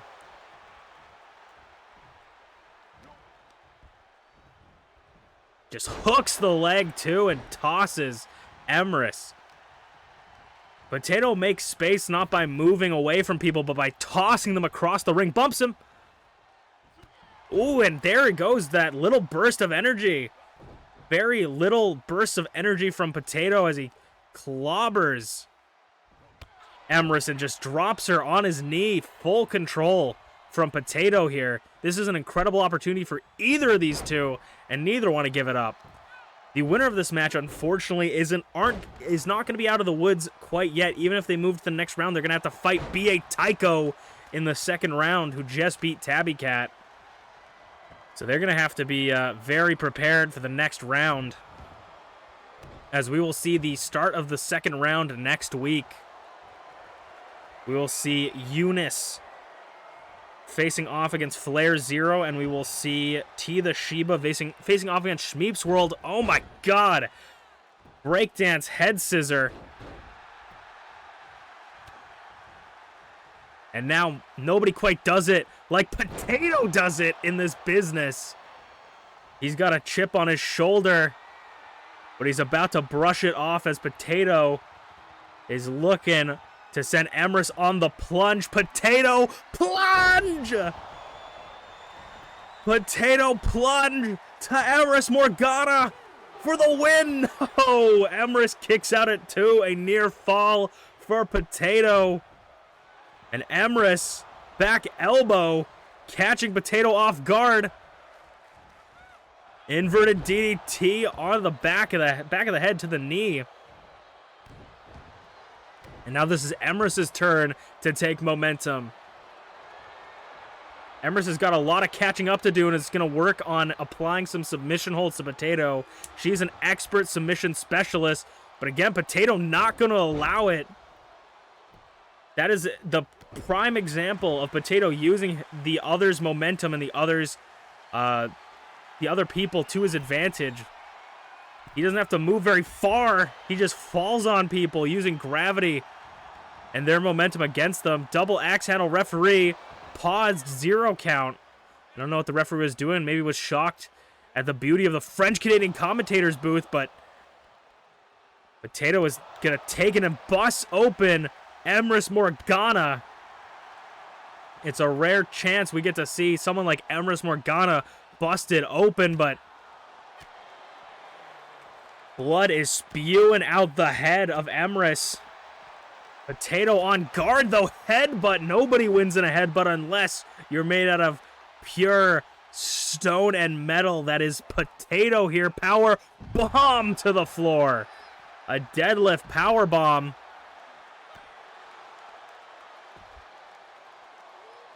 Emrys trying to pick up that steam, trying to pick up that momentum, sending Potato right into the corner of the French-Canadian commentators table. German suplex through the ring post. Shoulder into the ring post. Emrys Morgana has to be gonna be feeling that tomorrow morning. Oh, and now grabbing at the mask. That is unfair play by Emrys Morgana. Grabbing the mask of Potato, pulling it over his eyes. Blocking the line of sight, a dirty tactic, and nearly picked her up the win there.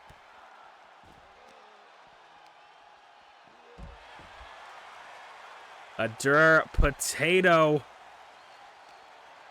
He's got to find something to put Emrys away. Oh God, power slam, no inverted DDT. Emrys and Gareth are in this tournament. Gareth lost in the first round. Will Emrys move on? Targeting every limb on Potato's body, trying to wear it down, which is an expert play. But the resiliency, like when your hits don't do well, if it's a cement mixer of a man, you got to start trying to choke him out, but I think it might be too late. Oh my God! Wait! Oh my God! I thought he was about to swing Emrys. He's swinging her into. Oh my God! He's gonna make Emrys tap out. Dizziness. Potato using the momentum of Emrys Morgana. And he takes the win. Potato Adore Potato, if you will. Spinning Emrys Morgana in a devastating move, moving on to the second round. And we'll meet B.A. Tycho there. An unbelievable showing for Potato, but that's not it for the night, folks. We have the Icon Division #1 contendership match, triple threat. Let's see who the bosses upstairs have selected for the potential #1 contenders. That was crazy. I think that's Potato's finisher on the outside, or one of them at least, or Potato has that and has never done it. But I was like, holy shit, is there like a move where you just smack someone into the fucking commentator's table? That's so funny. I did not predict that. Now this match is going to be kinda nuts.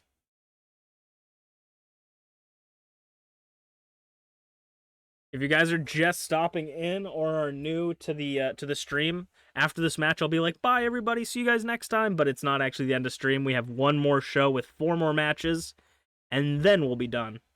But I appreciate all you guys hanging out with me. This has been a crazy episode stream of MPW. And if you guys want to see the VODs, all the VODs are going to be uploaded to the new YouTube channel, Unchained, Awesome, the new VODs channel. It's in the Discord, and I've tweeted about it.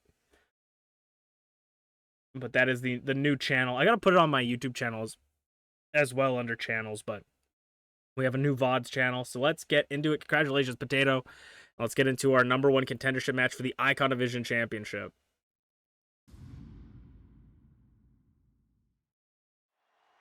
All right, it's time for our main event of the evening. Triple threat elimination match. The 3 icons selected for the Icon Division Championship. I mean, we just saw the Icon Division champion lose in singles competition against Unchained Awesome, but who will be going to the premium live event to challenge Merlin GTB for the championship? And it is starting us off is going to be Flare Zero coming in from work. I mean, Flare has been popping off as of recently. Has been very impressive, picking up a lot of wins. I totally understand why the bosses upstairs have selected someone like Flare Zero. And, I mean, I don't want to jinx it, but Flare Zero has made it to this point so many times. He's made it just to the doorstep of the championship and has never been able to get into those championship matches. Is this his opportunity to get a shot at the Icon Division Championship, and is this opportunity for him to become the Icon Division Champion for the first ever time? We'll have to see, but Flare Zero will be our first entrance in this triple threat match. It is elimination, meaning you have to eliminate... Both of your opponents have to be eliminated. So, by pinfall or submission, and it has to be done inside the ring, but weapons are illegal and there are no countouts. Flare Zero is a dangerous start to everybody else in this match. I am interested to see who the bosses upstairs have picked to be the Icon Division #1 contenders.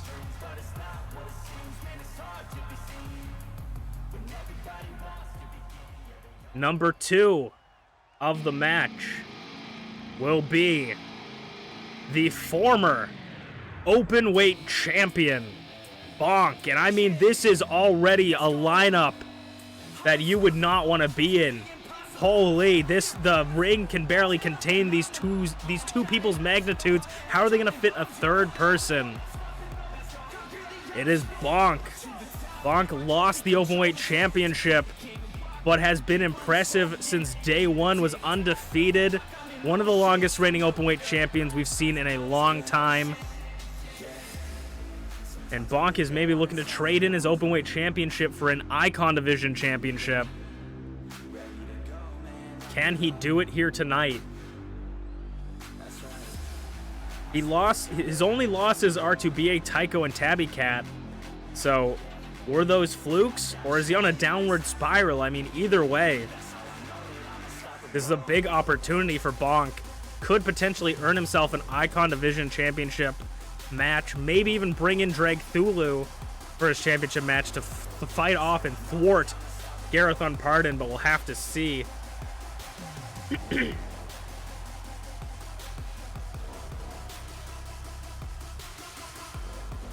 BA Tycho. Bonk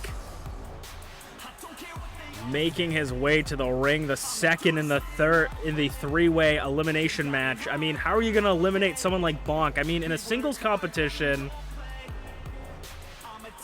Bonk is even more dangerous, but when it's triple threat, you could end up facing a 2-on-1 situation, take over Bonk. So I mean, like, his strength is impressive, but it depends on how his opponents deal with this situation. I mean, if I'm Flair, I'm definitely going to want to have to take out Bonk early on. But you also got to worry about the third variable of this match that we have yet to see. But Bonk could join the lineage of people that have held the Openweight Championship and the Icon Division Championship. Not at the same time, but separately. His friend Drag Thulu has joined that club a while ago. Flare Zero has yet to hold the Icon Division Championship, and neither has Bonk. These are two first time for the #1 contendership, the first time potential champions.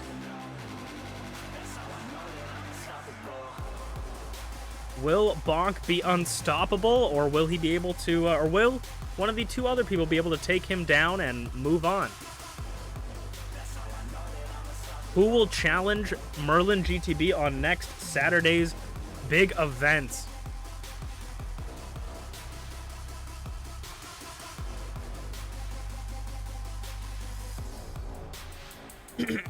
Excuse me as I clear my throat. But the third and final member for our main event, right after Bonk powers up.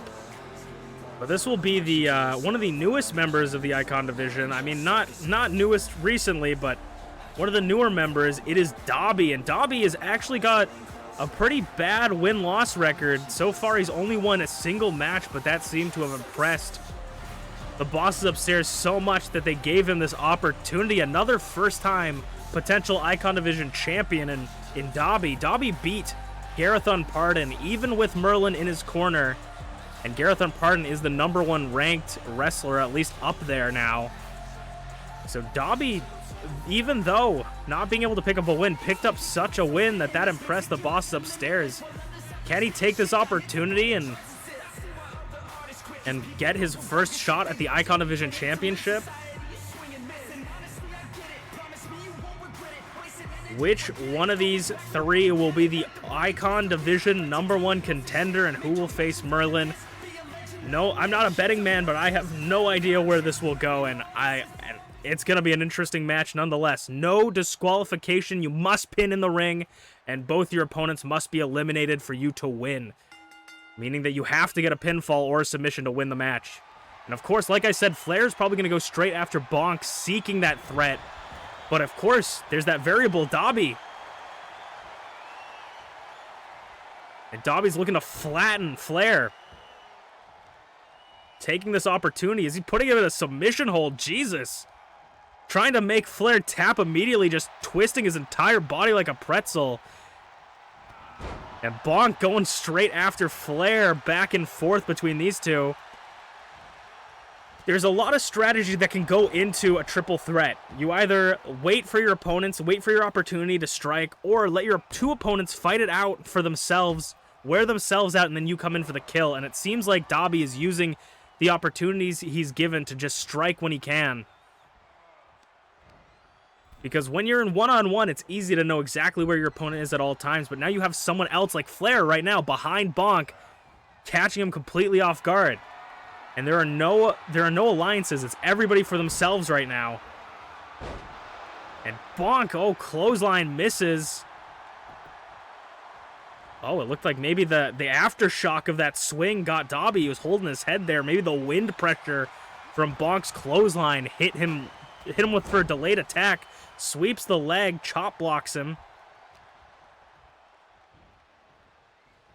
And Bonk power bomb from Flair. Zero. He's not letting go, and Flair for the third one.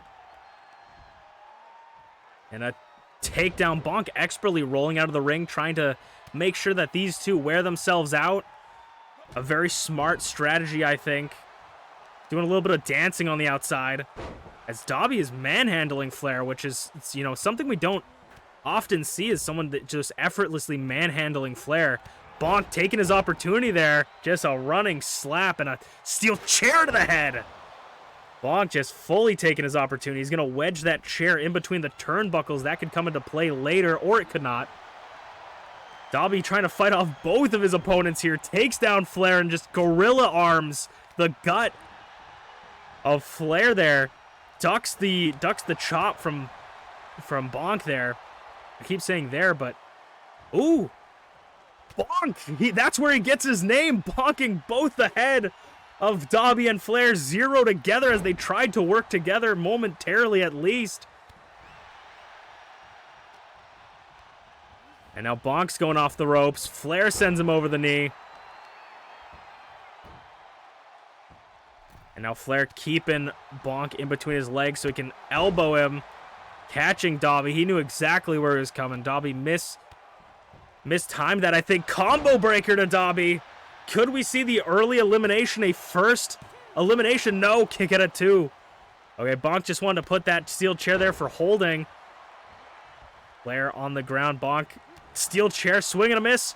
And there he gets his mark. Looks like he might have wanted to put it back into the corner for safekeeping, but Dobby.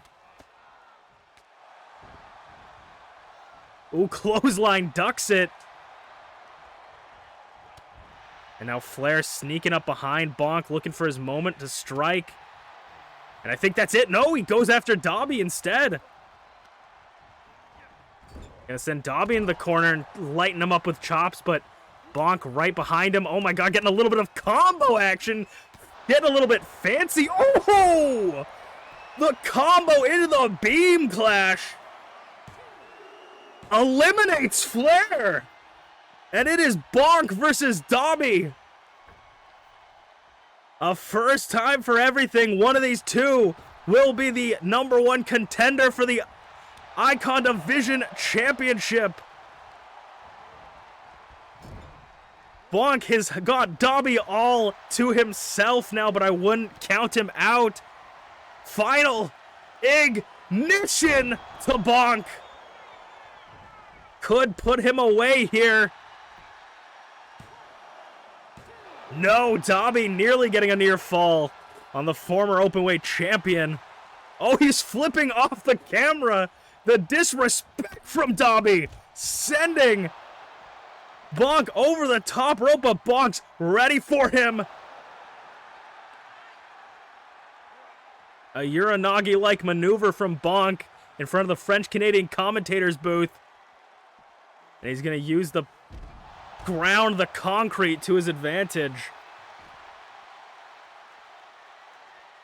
Give it up for Flair, though. That was an incredible showing, and he definitely deserved this spot, but when you're going up against someone like Bonk and Dobby, it's a hard-fought fight. Dobby's got the stop sign. It's time to stop as he slowly makes his way, but not quick enough. Gets caught off guard. Back elbow. What could Bonk be looking for? Maybe he was looking to go up top, but thinks against it. Into the corner with that clothesline, bouncing him off the turnbuckle. Stop sign in hand, and oh, swing and a miss. And a swing and a miss. Gets it knocked out of the ring. I don't know if you've ever been hit by a giant comical stop sign, but it hurts. Bonk bounces Dobby's head off the turnbuckle. Near fall. It's not going to put him away. Ooh, busting him wide open. Dobby got a cut above the eye. I mean, this could spout the end for Dobby. Gun stun. No reverse. Clothesline. And a beam clash blocked again, but blocked by Bonk this time.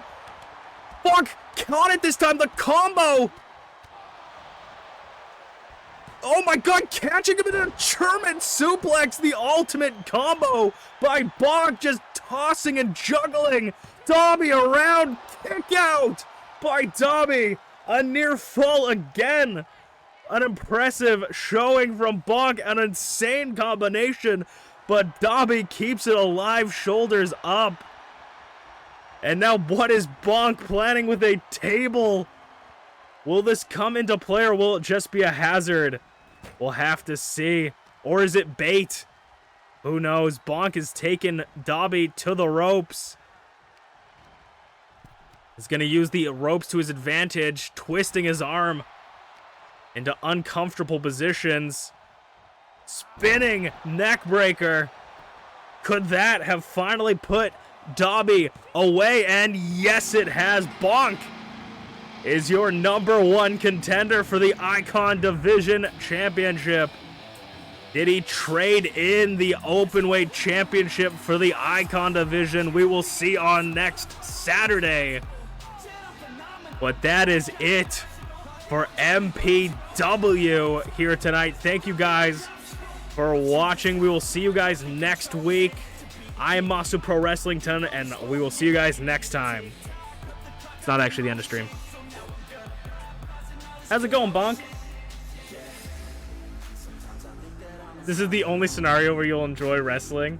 It's kind of nuts, and you have discovered a new move apparently, which is that like hand combo thing I've never seen you do until like today. And apparently you can combo it into your finisher, your fucking beam. And then you fucking tossed Dobby in the air and just Germaned him. That was actually nuts. Like, I didn't even give you these moves sometimes, man. I'm like, I don't even know where the game comes up with this shit sometimes. That was nuts. 91% voted for Bonk. I honestly did not think Flair was going to be the first one out. I'm actually shocked. I thought Flair had a shot at winning this for sure, but I know Bonk is like kind of OP. But we also saw Bonk lose to B.A. Tycho, and we saw Bonk lose the Openweight Championship tonight, spoilers, to Tabby Cat. So, I truly thought that Bonk might not win this one. You're built different, exactly. You're built differently. Your full name is Bill Dipperly. Okay. Okay. Oh no! I didn't realize that is stuff. Okay. You guys are gonna hear entrance music, and they're not even close to the people that are gonna be in the game, or in the match. Hopefully, actually, I'm gonna go over and edit the character to make sure that everything got changed, because this person, every time they win, the victory animation is just not there, so I'm gonna make sure that they get their victory animation. But you guys think the surprises get done at the end of the streams? No, we still got some more surprises for you. We still got the open weight tournament going on, so you guys still got You still got tons of stuff. This is our calling. This is our calling.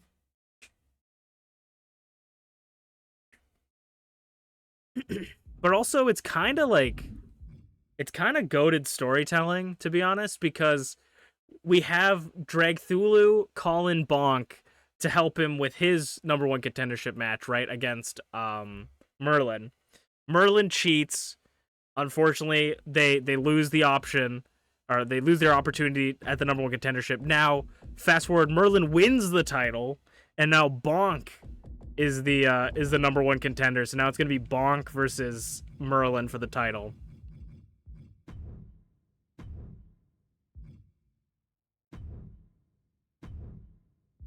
So kind of storytelling.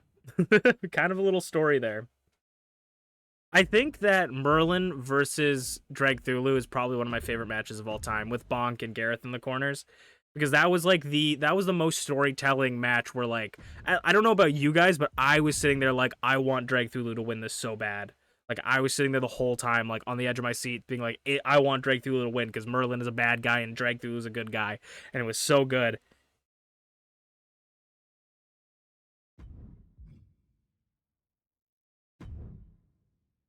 You guess you missed that one? That one was later in the stream with actually, I don't know when that was actually. That one might have been later in the stream when you first showed up, or it might have been the week after that one. But yeah. I'm gonna start posting my VODs on a VOD channel, so, and also it'll show up on YouTube eventually, but yeah, that match to me was like, I'll maybe even like post it on YouTube or on in the Discord, being like, this episode has the at this time as the match that I really like. But that match, I need to go watch it and see how I was like commentating it, because I was so hyped for that entire match the whole time. These two people in the first match have inverted overalls, so like so if, say, one person had 23, the other person has 32. You can't have 23 overall, by the way, but just wanted to say that. It's really kind of funny.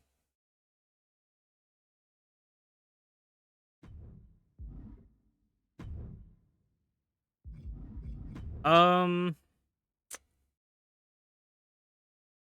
Oh no, that's fine. I was about to be like, oh, there's this one person, like, there's a couple people that haven't wrestled yet, and I'm like, maybe I shouldn't keep reusing people. But now I'm like, it's fine because they're actually in the main event.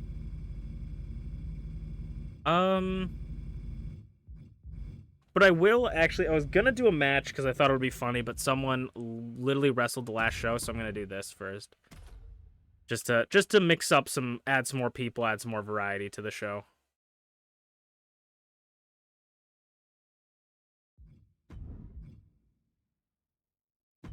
But this one will be our last show, so we have 4 more matches to go through. If you guys are interested to know how much longer we have, so this has actually been kind of a shorter stream. I feel like the game has been getting faster. I almost just randomly did that, and that was not correct. That was flawed.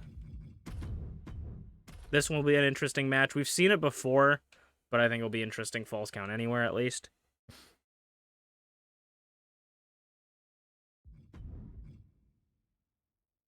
Also, we could potentially see a Bonk Rocky champions. Rocky is the Idol division. Bonk could get the Icon division championship. Could be interesting.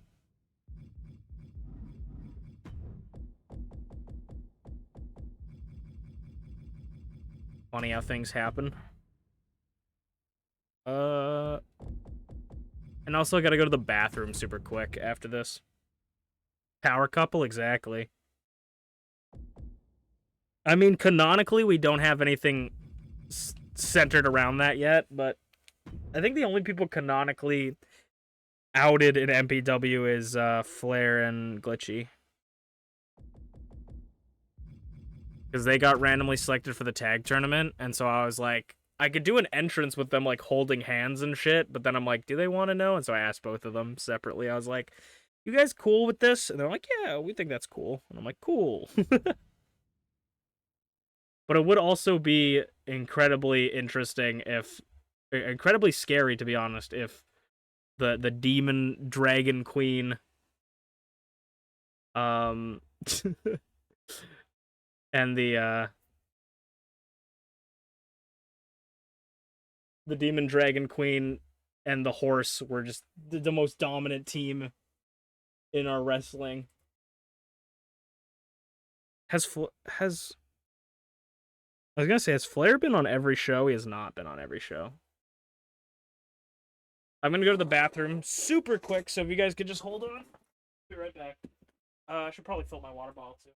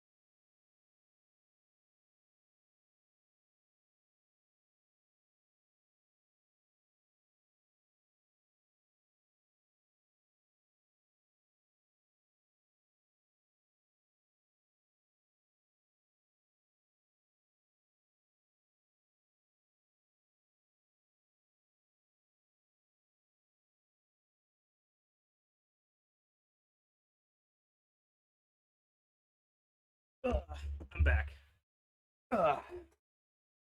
Thank you for the pat, T. Okay. Everyone get excited, because this was the thing I worked on at the beginning of stream because I forgot to do it. Oh, it's gonna be so dumb. Just remember, if we didn't do this to this character, they would have been killed off, okay? And I have permission to do this. Okay, this is only funny to me, I think, but we'll see how you guys feel about this. Whew. Let's get into it. Ooh.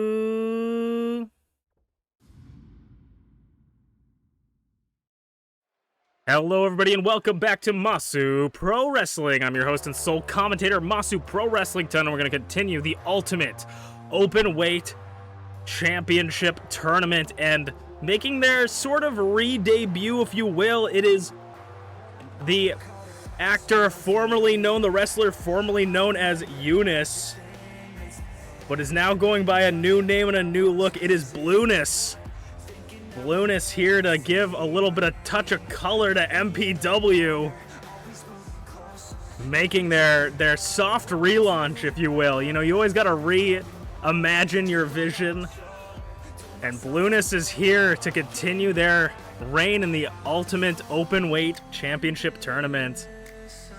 Can Blueness in this new look pick up a win against Flair Zero, who's coming off of a loss?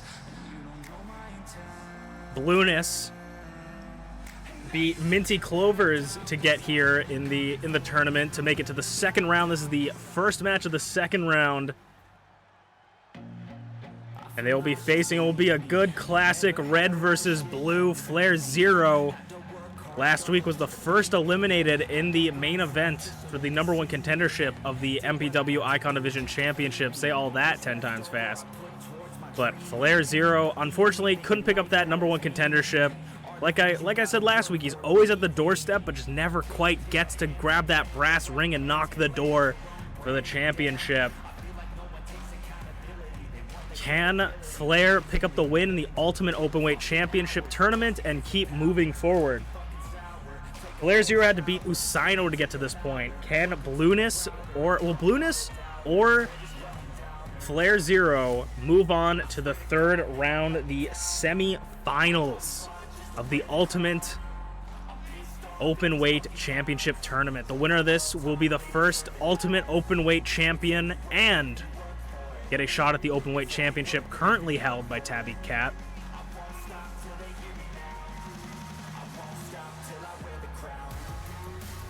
Who will pick up the win? This will be an interesting match because, I mean, Flair is used to Eunice, but not Blueness. How will Flair handle this new, exciting blue look to Eunice here? Is this throwing Flair off his game? Maybe this is a ploy by Blueness to throw Flair off his game.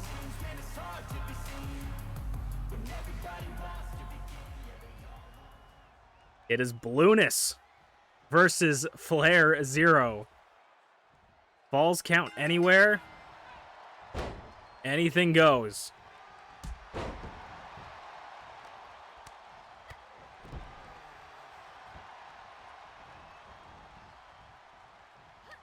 Blueness sort of taking control early on as Flair throws Blueness to the outside open weight. Rules dictate that anyone...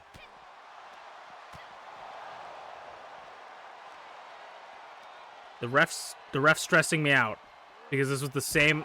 they're not counting. The ref's stressing me out, though. They're giving me PTSD. We had this happen before, but that is the older sister of our previously fired referee because in the first match that Blueness had in the Ultimate Openweight Tournament... There she goes. Ultimate Openweight Championship Tournament. They didn't call it as an Openweight Tournament match, and so...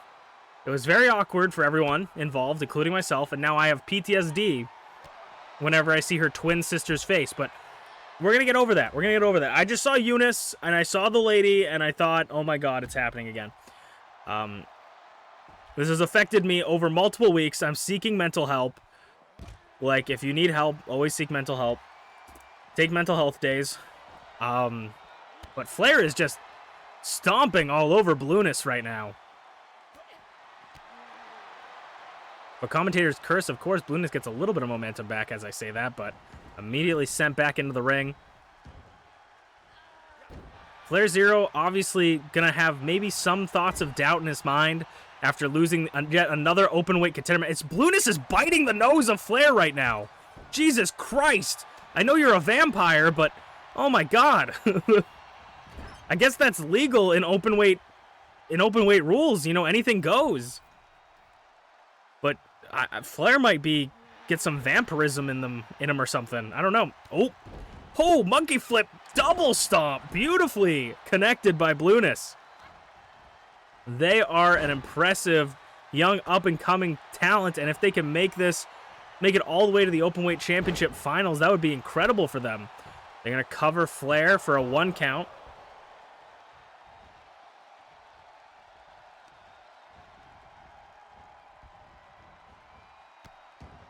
And Blueness targeting the fingies of Flair. The phalanges, if you will. The unprotected hands. The unprotected hand of Flair. And Blueness has got a kendo stick in their hands. Knocked out of it, though, by Flair. Butterfly power bomb onto the side of the kendo stick. Just barely.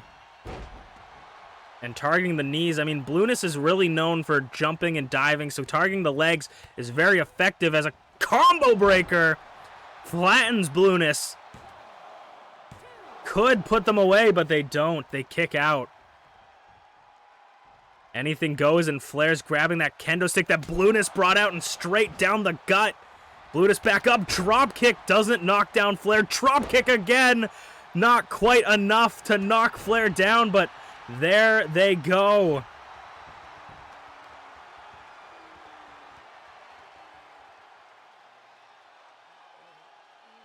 All blue, everything blueness.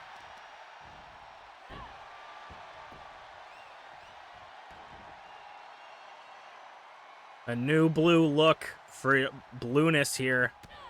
And an impressive showing. I mean, forearms knocking Flair, going for a moonsault in the corners, rolls through, but Flair, and then catches. Flair tried to roll through, but blueness had it scouted and hit another standing moonsault to Flair. Could we see blueness go off the top? Blue Moon! Blue Moon by blueness!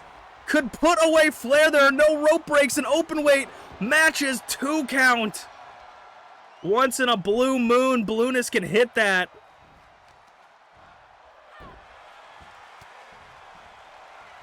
Blueness, Hurricane Rana. What does blueness got to do to put away Flair? You gotta start thinking. Dragon Screw Leg Whip. And now Flair is looking to get ice cold for blueness below 0. And Flair isn't gassed. He's been training that stamina in the gym. Kick out at 2. A lot of the times at this point in the match, Flair's gassed out and can't get the pins that quickly, but Flair has been training, and it shows. Double stomp to the arm of blueness. That's their new hit. I hit every pronoun before I got the right one. That's their blue moon arm. Off the top, flying cross body.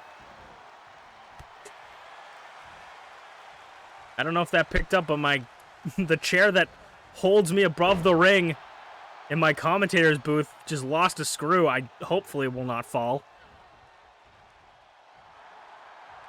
Blueness pushing Flair off.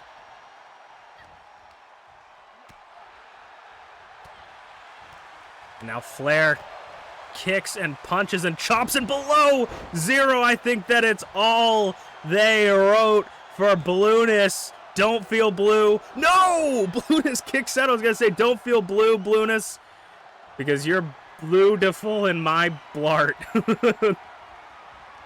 Oh my god, power bomb to the floor. Oh my god. Dangerous. Smurfity Smurf. Oh, roll through Flair and double stomp. Oh my god, jumping DDT to Flair, but not keeping him down. Chop, overhead chop, drop kick to the leg, a full frontal flip for Flair.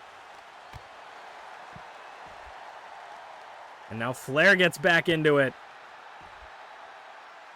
Double stomp. Oh, blueness grabs the leg, Dragon Screw Leg Whip from the Vampire. Double stomp of their own. And working over the arms. Falling fist busting. Flair open, making sure everything is red. You know what red and blue makes? Purple, and that's exactly where we are. We're at MPW. Spinning back kick to Flair. 0, 2, 3, and blueness continues their trek going to the semifinals. Blueness is coming for ya. Blueness doesn't seem done here. Blueness says, raise my arm. Made the ref raise it twice. A little bit of an aggressive side of blueness, but the new style of blue seems to be working for them as we'll move on to our second match of the night, a singles regular competition. And the main event, the Idol Division Championship, #1 contender, but 2 more matches before then.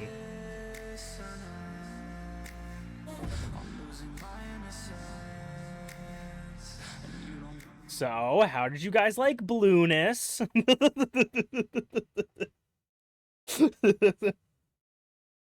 Did you like them?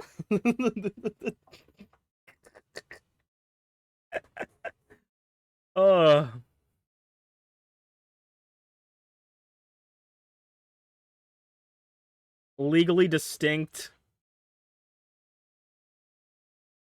Legally distinct blueness. I'm gonna pick Flare as the winner, even though he didn't win, because nobody else voted for the other side. So it's no fun to just have people lose stuff.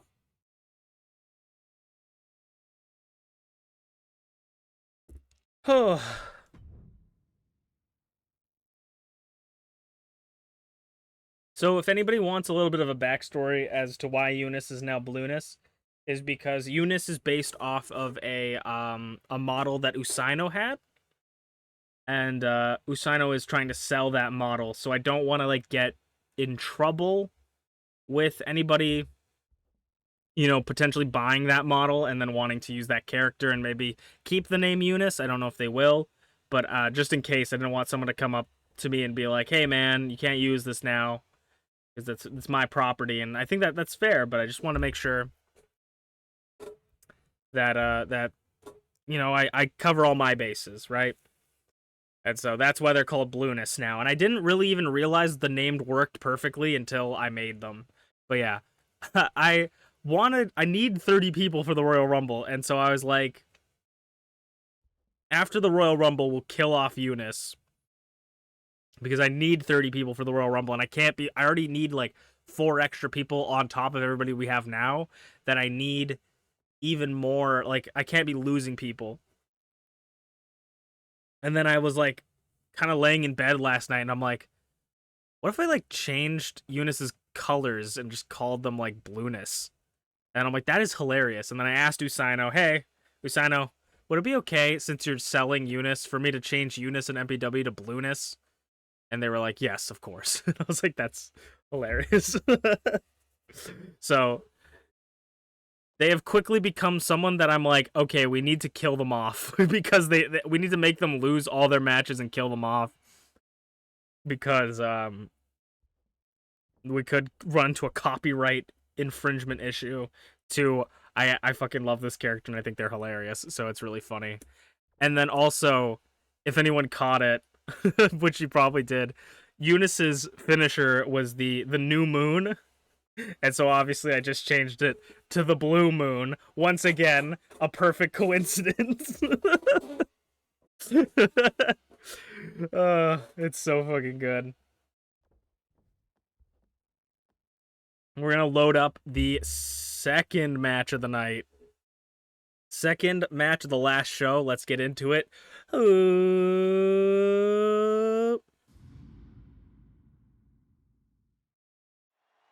All right, this is only our second match of the night. We had a cut from commercial. I'm not going to do that, actually. We're going to fucking... I don't know why they didn't do their intros. Yeah, that was weird. There's nothing saying that they don't have entrances on. That's super weird.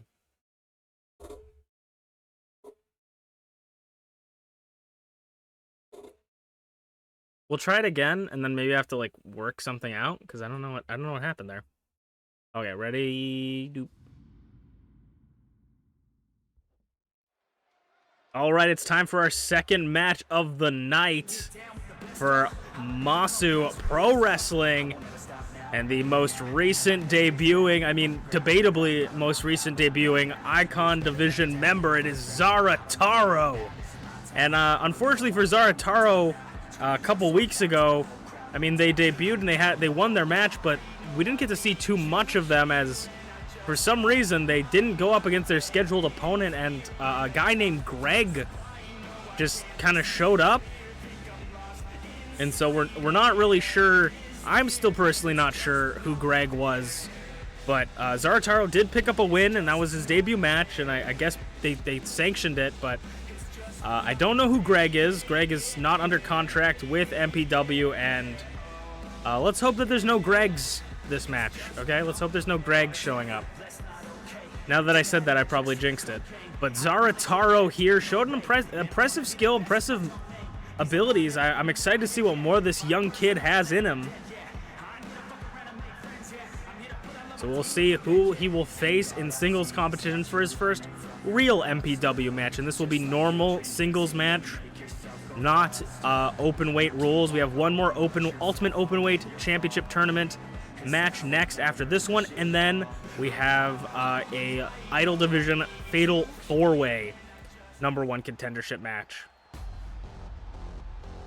And Zarataro is about to be introduced to the big boys, the big players here in MPW. The former 2-time Icon Division champion Sleepy Pengu will be Zarataro's challenger here. The Pengu versus the Hamster. Nature's classic, most iconic rivalry. Nature's predators of each other, the natural predators, natural rivals, the Penguin and the Hamster. Sleepy Pengu lost his Icon Division championship to Merlin. And now he's sort of back in that no man's land. We didn't see him in the Ultimate Openweight Championship tournament, so right now he's kind of just in no man's land for a bit. Maybe he'll get some more opportunities later, but he's maybe about to bring in Zarataro and show him what it's like to fight a real MPW wrestler and not a Greg. Zarataro versus Sleepy. This is going to be an awakening, an eye-opening experience for Zarataro to say, welcome to the big leagues, kid. You're going to be facing one of our top guys now. And I mean, if Zarataro can pick up a win against Sleepy, that is incredibly impressive. And the boss is upstairs. Monkey flip. The boss is upstairs. I imagine will be incredibly impressed by Zarataro.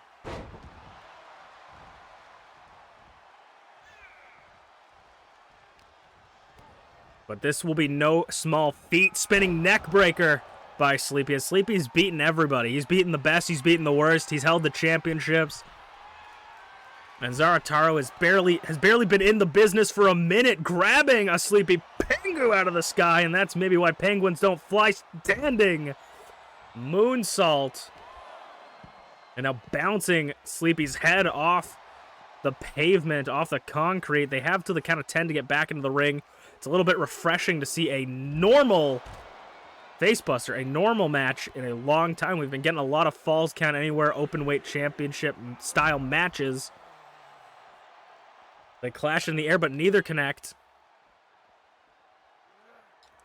Zarataro rolls through for a spinning head scissor. We have yet to ever see a double countout victory or loss, or a draw, I guess. It would be a double draw. He's got till the count of 10, and it's a 7 count. Zarataro calling the crowd, rallying it to his side, cross body off the ropes, hooks the leg, shoulders down, and a kick out of 1. Zarataro. Ooh, Zarataro looking to bring a Sleepy tightrope walking arm drag.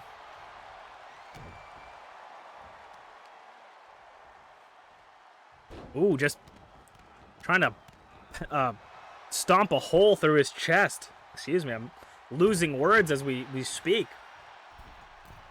Zarataro going to the magic ropes. Ooh, senton doesn't quite connect, rolls through by Sleepy, and he's going to belly to belly him. Or Northern Light suplex, rather. And just snapping the neck from behind. Kip up from Zarataro, showing no wear. Bumps him. And Zarataro's going to take Sleepy back to the ropes. Ooh, chopping him and using the ropes to his advantage. Usually this is calls for break, but referee's discretion, and Zarataro didn't hold it on for very long, so referee has no need to call for a break. Covers Sleepy.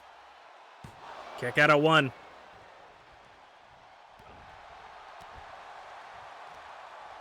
And a knee strike busting Sleepy open. Zarataro is just a ketchup packet factory here, busting everybody open.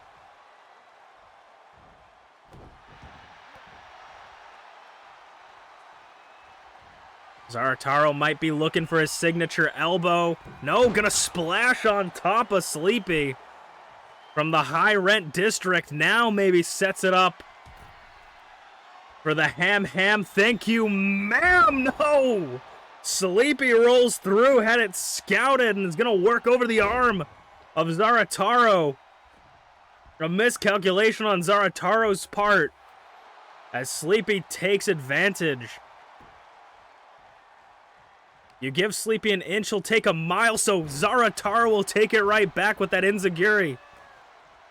Sleepy trying to create some distance between him and Zarataro. Zarataro, though, off the ropes. Kaiju Killer! We have yet to see that from Zarataro. Trying to pull Sleepy away from the ropes. Doesn't want a rope break. Kaiju Killer connects. 2. No, and Sleepy kicks out, and Zarataro thought he had it.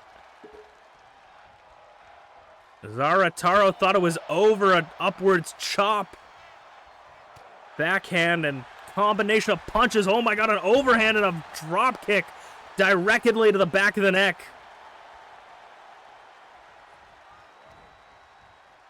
Off the turnbuckle. Drop kick. Zarataro trying to create some space with the ropes, trying to get in between. Get away from Sleepy.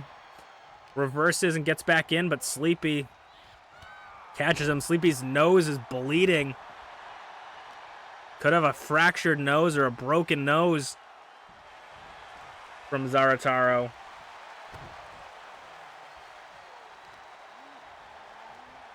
And a dragon screw leg whip. Trying to keep Sleepy down, but that's not an easy task here. Off the ropes. And spitting tornado DDT. Zarataro maybe looking to fly over the top rope. To the outside. Yes, cannonball, but lands directly on his tailbone. His little ham tailbone. And Sleepy's gonna break his spine, break his back, make him humble. Chops and clothesline. They're gonna use the time they have to fight it out in this corner suplex. Oh my god, but Zarataro's not gonna let go. Zarataro going for a third one, and he connects it. 5 count. They're halfway to being disqualified. Referee's discretion on how fast the count goes. Head scissor. And it's looking like this ref is saying let them fight a bit, giving them a little extra time. Zarataro helps Sleepy back up, but is going to make it back in the ring. Sleepy could be out on his feet. We could see a count-out victory for Zarataro against the former 2-time Icon Division champion. Sleepy shaking off. Oh, just barely makes it back in. Sleepy shaking it off. And now up on the shoulders. Go to Sleepy. I don't know where that came from. 1, 2, kick out the go to Sleepy. To Zarataro. Ooh, the clothesline ducks it with all that force. Knocks him off the, off balance. Inverted suplex, and Sleepy is hyping himself up. He feels the energy in the room. It's heating up.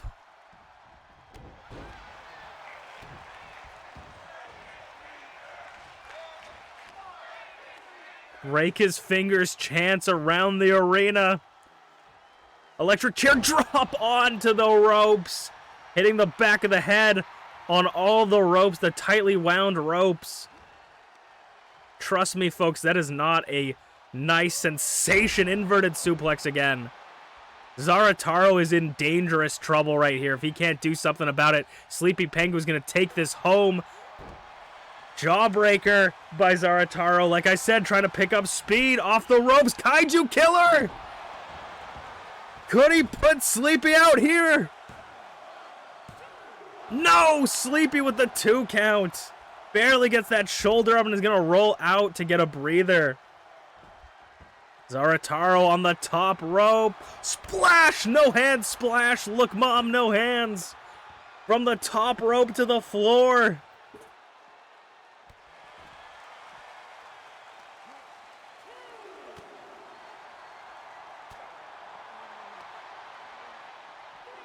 Into the corner. Onto the ramp almost. 4 count. Referee reminding them that they got to get back in the ring if they want to win this match. Zarataro sending Sleepy into the corner, though. Maybe looking for a count-out victory. 7 count. Sleepy out on the outside. But Zarataro showing some sportsmanship here, getting back out, breaking the count. And he's going to get Sleepy in the ring, knowing that, especially to the bosses upstairs, that's not going to look super great. You picking up the win like that. Zarataro going up top. Sleepy almost up to his feet. Ooh, chest! Straight through the legs to the head. That could have knocked and broken Sleepy's nose. I mean, Sleepy's nose is already bleeding. That could have broken it. Drop kick. Zarataro feeling some kind of way, hearing some voices. Not quite used to the bright lights, potentially. But if you're not careful, that's the one thing you're going to be seeing. You're back on the mat and seeing the bright lights. Oh, rope break with the long legs of Zarataro. That snap dragon suplex nearly could have put him out. Head scissors.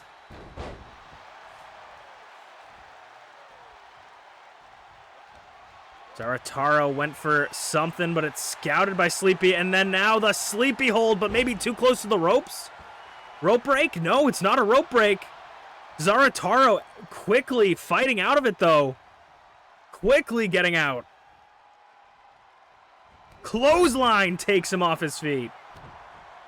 And again, stomp to the already injured nose of Sleepy Pengu. This is the second match of the night. We still got 2 more big matches after this one. But these two are giving it their all. Zarataro might have busted Sleepy's nose wide open. 2-0 for Zarataro. An impressive victory over a 2-time former champion of Sleepy Pengu. Maybe this new up-and-comer's got something in the tank we're not quite ready for. As we'll move on to we'll move on back to our Ultimate Openweight Championship Tournament. I almost for a second was like, this isn't his entrance theme. It is. I was caught off guard for a second. Whew, good old Zarataro picking up another win. Sheesh. I'm actually surprised. I thought Sleepy was gonna have that, especially with the go to Sleepy. I guess Zarataro had resiliency to get out of it.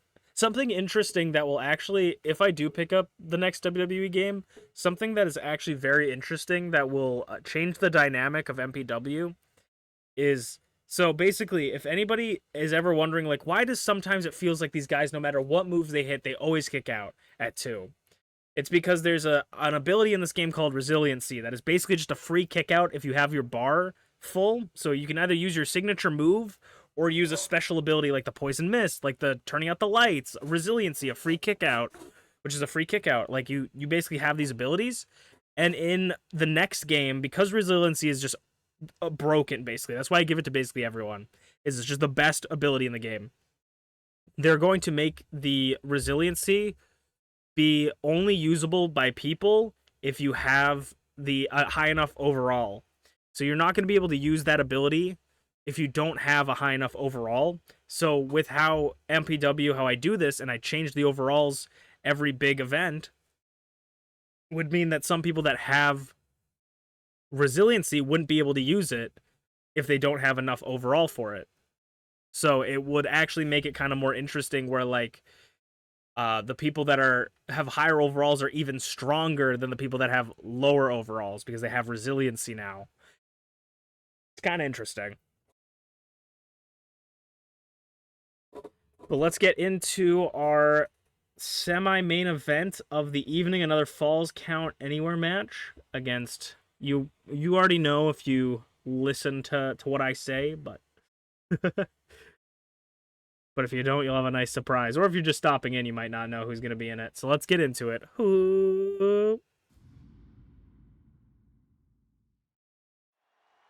It is the semi-main event of the evening. The Ultimate Open Weight Championship Tournament continues, and we are going to have, starting us out here, T the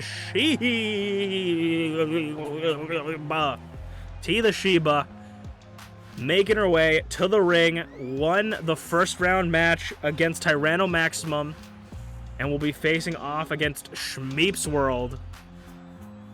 Schmeep's World beat Mama Inu to get to this point, and Schmeep's World has been having a little bit of a rivalry with Mama Inu.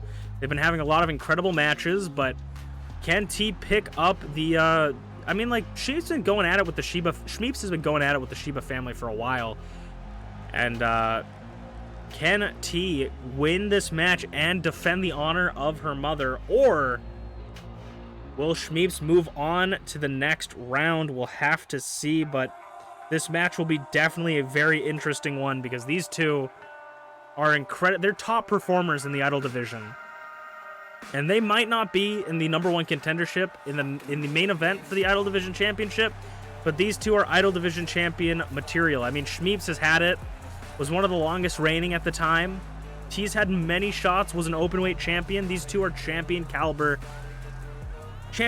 wrestlers. They're the top of their game, and Schmeep's is actually top in the charts, right behind or right with Gareth. They kind of always, whenever Gareth loses, Schmeep's takes first place. Whenever Schmeep's loses, Gareth takes place. But I would say Schmeep's is probably rocking the charts of overall in MPW, which is an incredibly impressive thing. But can Schmeep's pick up the ultimate open weight tournament win against T the Sheba, who will meet Lunas in the semifinals? Will it be T or will it be Schmeep's? That answer will be here right now. Falls count anywhere, anything goes. So they can pin or submit outside the ring, anywhere in the arena, or in the ring, obviously. And they can also... Oh, Schmeep's is going to take arm drag. Was watching Zarataro's match, apparently. And they can use weapons. They can do anything. They can be outside of the ring. As showing immediately, Schmeep's grabs the bat, but T's not going to allow her to use it. Quickly taking her down. Knife edge chops from T off the ropes into the spinning head scissor, that signature head scissor that Schmeep's likes to use. I mean, it's not necessarily signature to her, but that's something in her arsenal very often Schmeep's uses. DDT almost landing directly on the bat, but Schmeep's is wasting no time in grabbing this bat to just start bonking at T the Sheba, but a super kick, a little tinge of her mother there. T's waiting for Schmeep's to pop that head out. Just like whack-a-mole, knee straight through the skull of Schmeep's. I mean, we're seeing a little bit of a meaner, darker side of both of these two. They're both trying to do as much damage early on as possible. Schmeep's sends T off the ropes, ducks under her, jumps over Hurricane Rana. Fully flips T and goes for the early cover. Could put away T this early? No.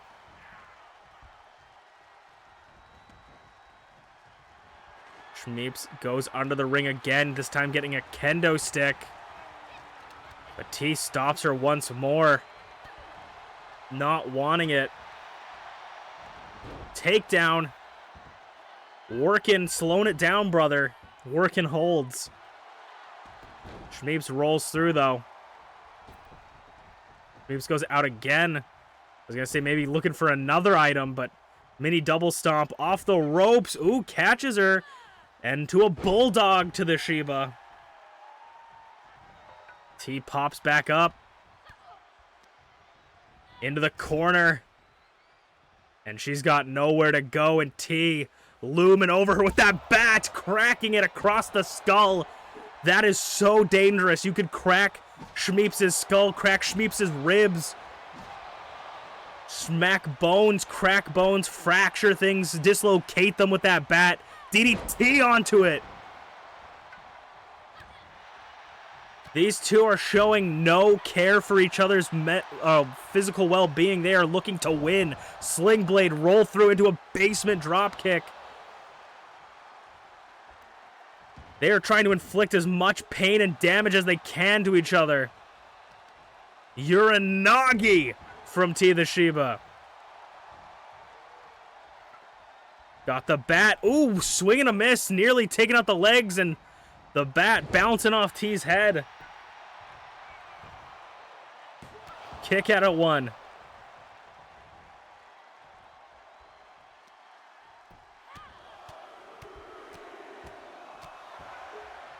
Schmeepsworld and T have seen each other many a times in #1 contenders matches. T has never picked up the Idol Division Championship. Schmeeps has once.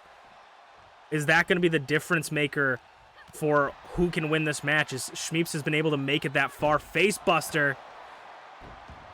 As Schmeeps knows what it is to be a champion, an Idol Division champion, a world champion. Is that the caliber that separates T and Schmeeps from each other?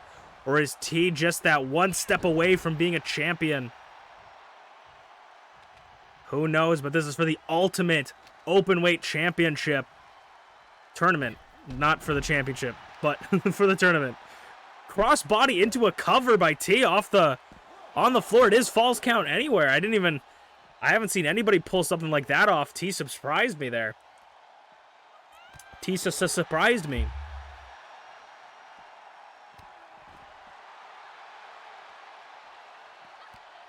Schmeeps blocks the chop, trying to get that momentum. It has been back and forth since the opening bell. Neither one has kept too much momentum for long. Maybe that will be the defining factor for this match. Who can keep the momentum and keep pushing forward?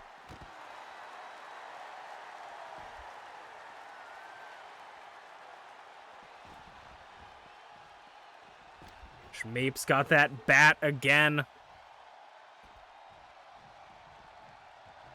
Bat in hand to the back, to the shoulders, to the head. Oh my god, into the gut of Schmeeps. A reversal into the back. Missed it though. To the back of the head, into the back with that bat. That is so dangerous. A knee strike into the step-up Hurricane Rana, but reversed by Schmeeps into an uppercut. I was afraid she was going to power bomb her onto the bat. Schmeeps. I mean, Schmeeps is much more dangerous in the ring than outside it. A lot of her big moves are use the ropes to her advantage, and she's about to do a discus punch, but oh my god, T! Jumping into the air, defying Schmeepsworld there. Incredibly done. T sends the knee to the chin of Schmeeps. And now gonna look for that kendo stick, potentially. Yes, she is. And a single leg drop kick from Schmeeps swishes the tides once again. But as I say that, commentators curse. Pedigree reversed. Pedigree countered. T nearly had it. Schmeepsworld is going to put T up on the pedestal. We've seen this happen before. One of the most devastating moves in wrestling. The superplex. T gonna push Schmeeps off the top rope. In prime position. Oh my god. 450 frog splash by T the Shiba. Didn't quite have enough in her for the twisted T, but took that opportunity perfectly. Ripcord knee. Schmeeps is wobbling.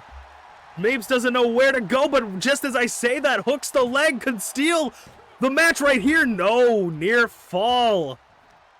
Schmeeps nearly stole it right from under T with that roll up.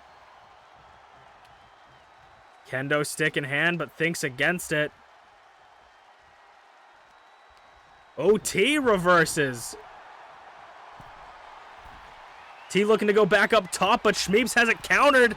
Sends T to the floor. Expertly done. A perfectly placed maneuver by Schmeeps. Expertly timed, and a kendo stick back in the hand, whacking at the legs of T. Could that be enough to put T the Shiba away? 2? No. It's going to take a little bit more than that to put T the Shiba away.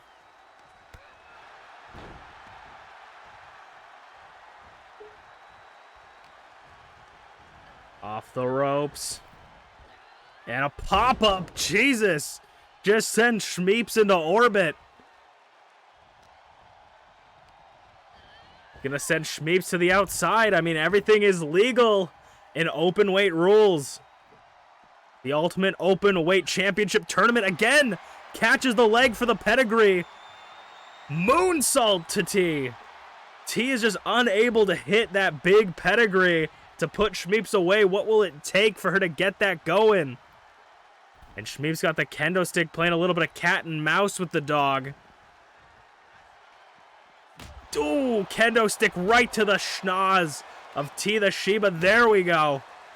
Reversal. Kendo stick to the back, just cracking the Singapore cane across the spine of Schmeeps World, not Shiba World.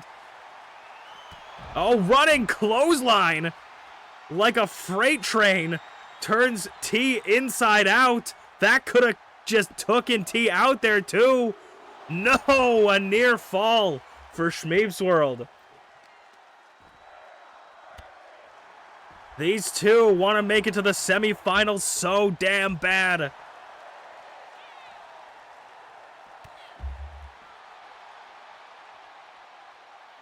Who will battle Blueness in the semifinals? Will it be T? Will it be Schmeeps? Those two hits could have been the nail on the coffin that T needed for Schmeeps' casket here. Two. Kick out of two.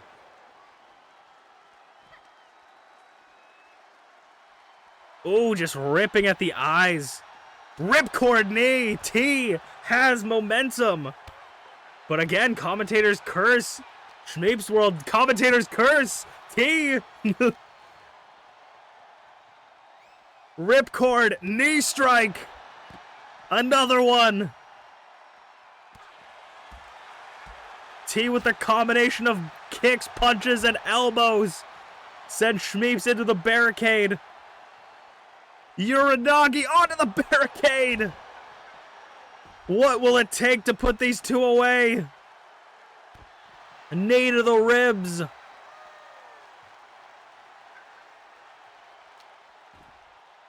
The kendo stick that's already beaten and bruised could bust at any moment. Schmeeps World might be out cold. 1, 2. No, a solid 2 count by Schmeeps. Is that using too much energy, or is that showing the wear on Schmeeps?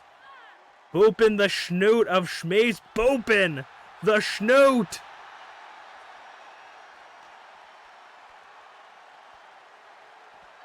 Oh my God, just setting her up like a tower.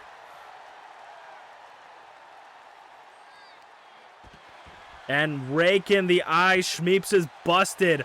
Wide open. Discus clothesline. Schmeeps World. Kendo stick busted over T. Could that be enough to put away T the Shiba? Doesn't seem like Schmeeps thinks it is. Wants to make sure. Standing, shooting, star, press. 1, 2, 3, and Schmeeps World will move on to the semifinals of the Ultimate Open Weight Championship Tournament. An impressive showing by Schmeeps World, blood dripping from the center of her eyes. We have one more match for you tonight, and it is the Idol Division #1 contendership match, a fatal 4-way. Who will be the #1 contender for Rocky's Idol Division Championship? Let's find out next.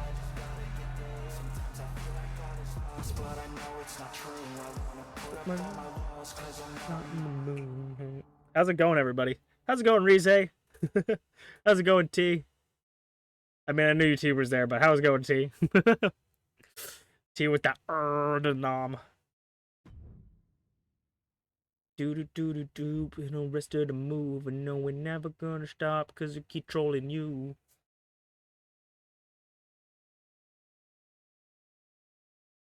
This one is gonna be kind of a toss-up for me. We've seen all of these idols fight for the championship, but or fight for number one contenderships, but who is going to be the number one contender? There are still 2 people in this match that have never had an Idol Division championship.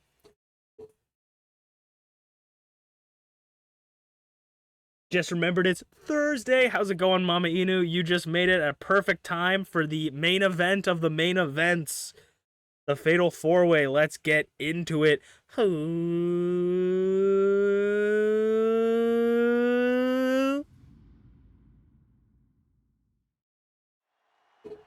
It is time for our main event of the evening. A Fatal 4-Way elimination match for the Idol Division number 1 contendership. Who will face Rocky on Saturday?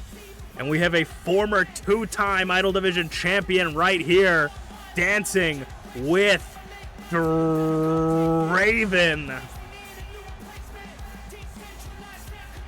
I mean, one of the top idols in the division hasn't quite been able to get back into the title opportunity, but here is her chance.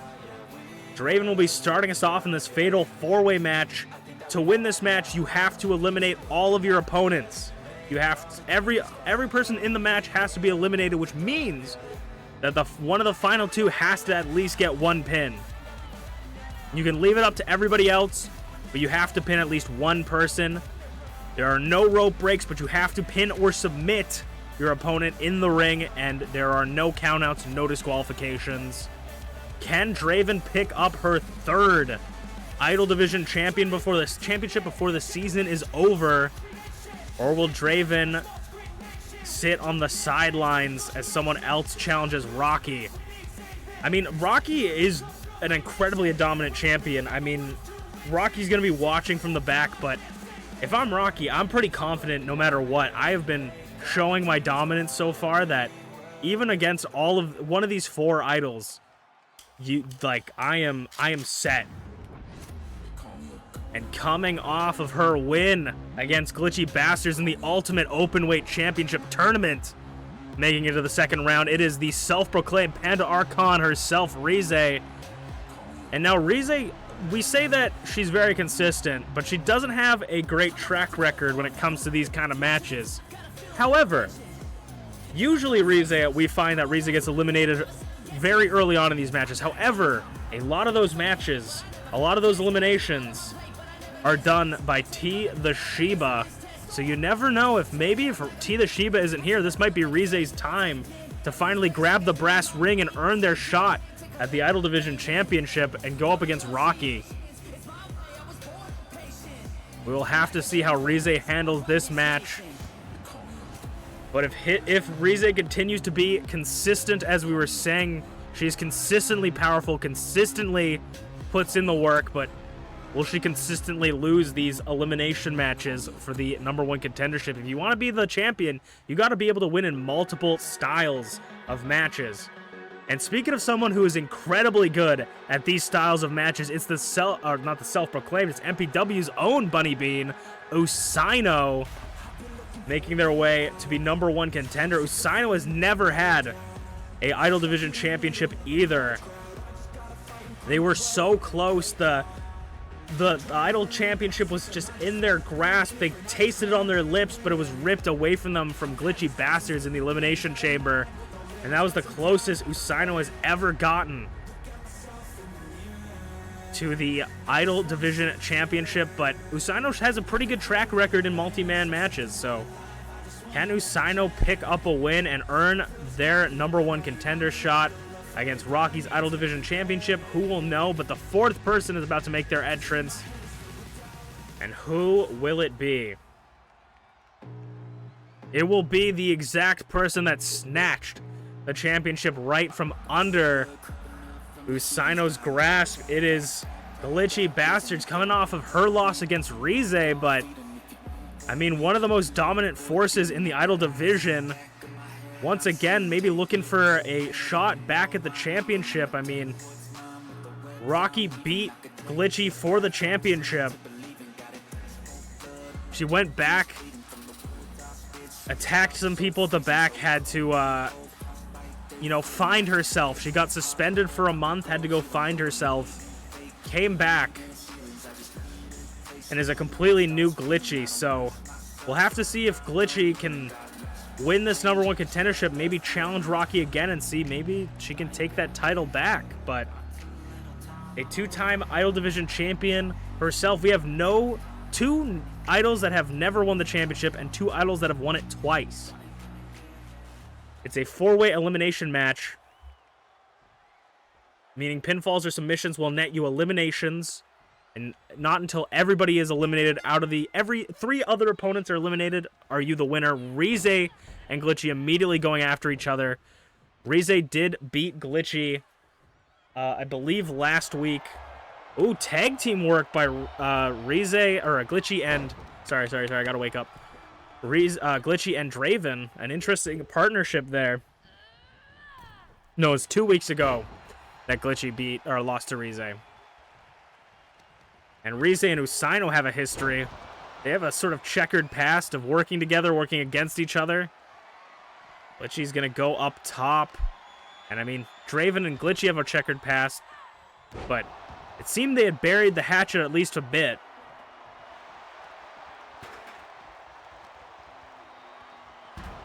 Throws Rize directly into the solid steel steps by Usaino. There are no countouts, meaning that Rize and Usaino can fight out there as long as they want, but if they want to get a pinfall or submission, they have to do it in the ring. This is not open weight rules. Forearm to Glitchy. Glitchy gonna try and make some space. Gonna grab a hockey stick. Oh, Canada. Oh, Canada. There's a chair and a hockey stick in play. It looked like Draven was talking some smack to Glitchy, and Glitchy spine bustered for trouble. And Glitchy's sharing some words here, saying, "You're dead." Throwing Draven into the ring as Rize and I mean, Glitchy is saying everybody's dead. Slicing the neck. I think that's creating more enemies than there are allies there, as both Usaino and Rize want to continue their fight on the outside, throwing Glitchy back into the ring. Usaino has been pretty dominant on the outside, but I mean, Rize is picking up some steam there. Ooh, crossbody blocked by Glitchy. If you blink, you'll miss something. DDT. And now Usaino sharing some words.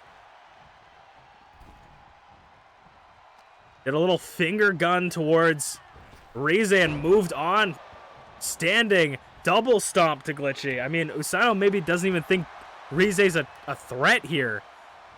Maybe Usaino thinks they're already that Rize's already done for. Draven gets covered, but Usaino's feeling the effects of Rize and their fight. Big splash from outer space. Usaino to Draven. Glitchy goes back into the ring.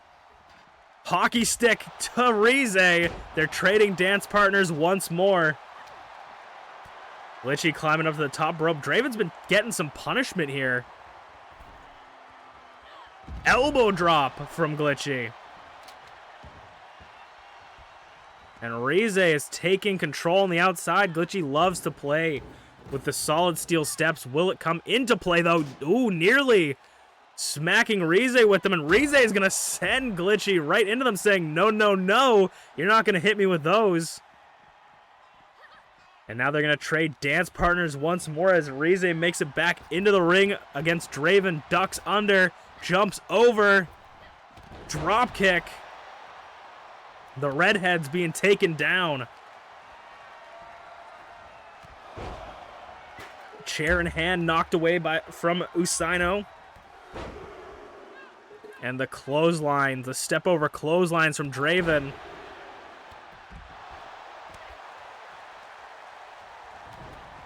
Reversal by Rize, trying to build that steam back up, and Glitchy really trying to get something with these stairs, but Rize's up. Oh my god! Fireman neckbreaker by Draven. Oh my god! Hurricane Rana from Usaino using that athleticism to their advantage. Glitchy, though, like a bull in a china shop, just charging after Usaino. Rize sent to the outside. Draven's gonna meet Usaino. But Usaino is here for him. Oh my, burning hammer? Jesus Christ, what the fuck? Usaino with the burning hammer to Draven on the outside. That is the most dangerous move in wrestling. Rize's got a table. It's gonna use it as a weapon. Just clearing out everybody with this table. So many instruments, so many toys at the top of the ring here.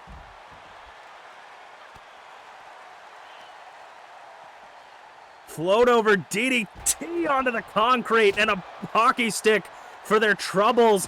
Hockey stick back and forth. Who will be the first eliminated? Who will be the #1 contender? Only time will tell as Usaino gets thrown into the ring post. Ooh, Draven hitting Glitchy and Usaino getting dropped. Rize gets behind Usaino. Inverted DDT. There is no good place to land on the outside here, especially with chairs, stairs, and hockey sticks. Oh my, galore. Throwing Rize out of the fight, out of the pit. And Glitchy, Usaino, and Draven battle it out.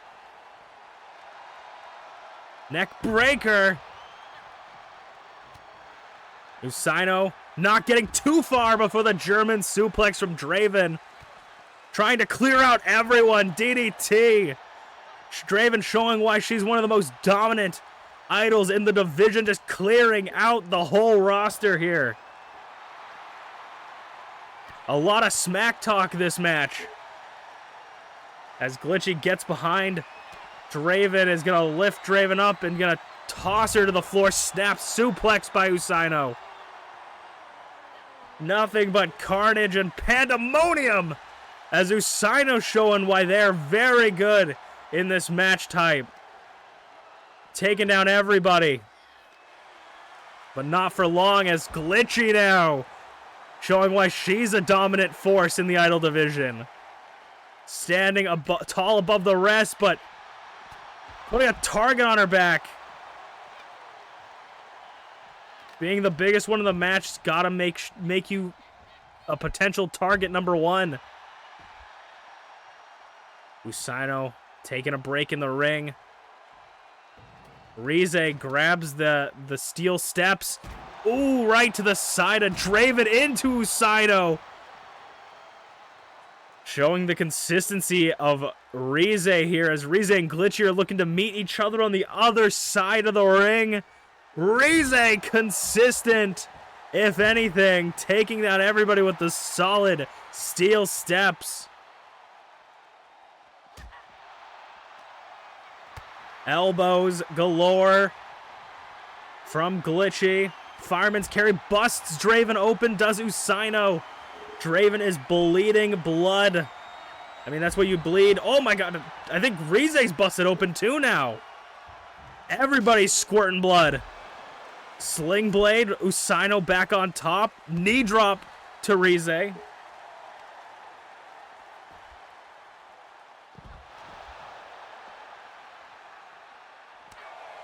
Draven's got Rize up for the neck breaker.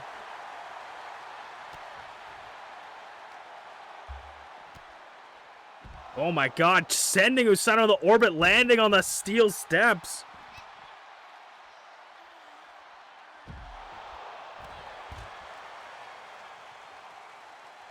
These four want their shot at Rocky's title, but only one can take it. They're trying to do as much punishment on the outside. Make sure not to expend their energy and stay on the outside so they can't be pinned. But the only way to win is on the outside or on the inside. Usaino gets sent into the post. Into the barricade. To Draven again. Usaino gets sent into the ring post. Oh my god, running power slam to Rize. Usaino's being sent into the ring. Maybe Glitchy's looking to get the first elimination here, going over the top rope. Usaino, though, isn't going to say die. Mandible Claw. Mandible Claw choking out Usaino.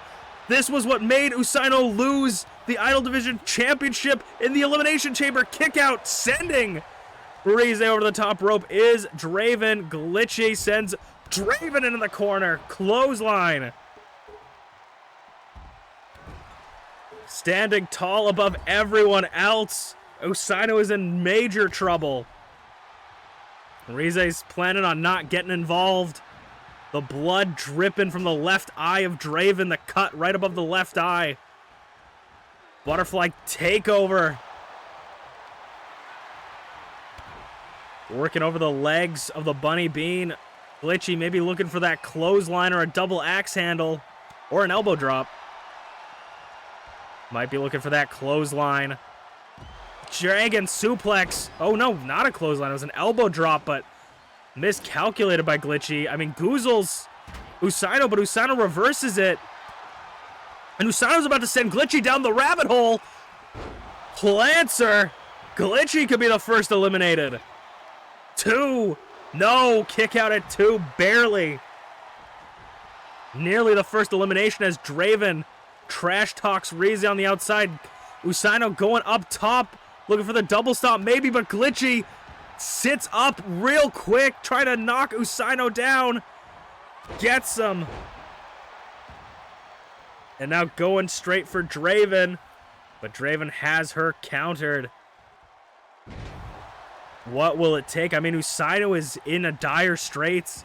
Draven and Rize are bleeding. What will it take? Cross body, taking down everybody in the ring.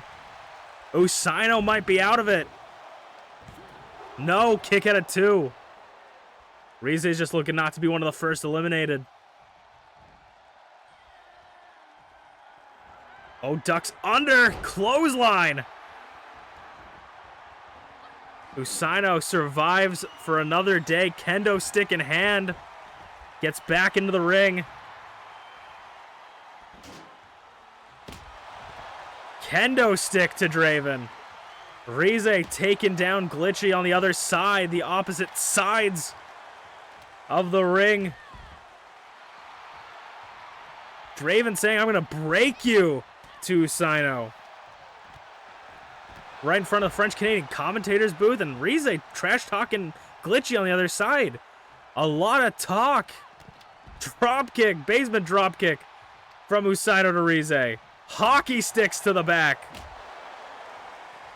That'll get you 5 minutes in the penalty box if this wasn't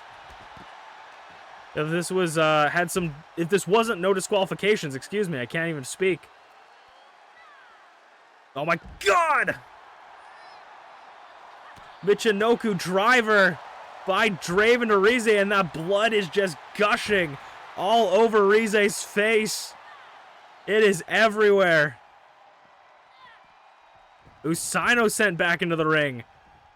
Usaino has been dangerously close to being eliminated, but Glitchy doesn't follow her or follow them into the ring. Excuse me. A forearm by Usaino. Ooh, and just pouncing Usaino's head off the knee of Draven. Draven's gonna make their way onto the other side of the ring, maybe trying to keep some space there. Ooh, smacks the hockey stick right out of Usaino's paws.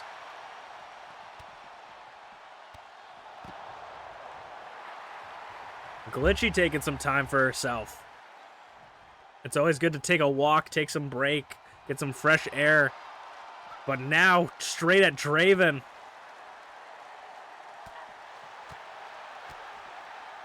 DDT to Glitchy. Rize, oh my god, just sending herself right through Draven.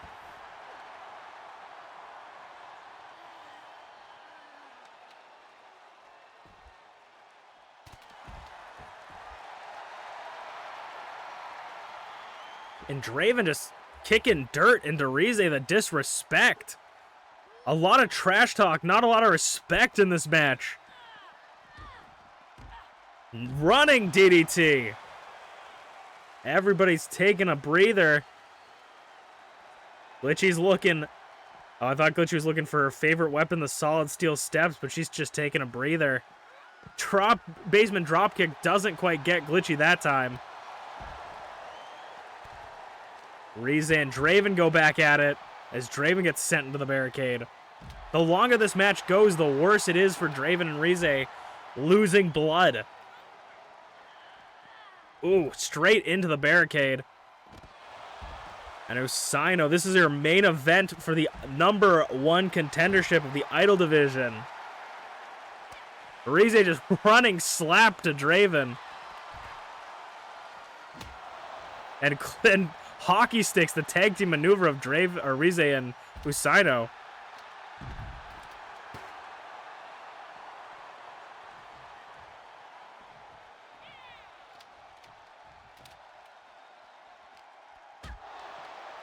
Uppercut to Glitchy. Taken down in the hockey stick from Usaino, just getting to the back of Rize. Usaino might be doing good now. They were very close to, I feel like, being eliminated, but they've gotten kind of back into this match.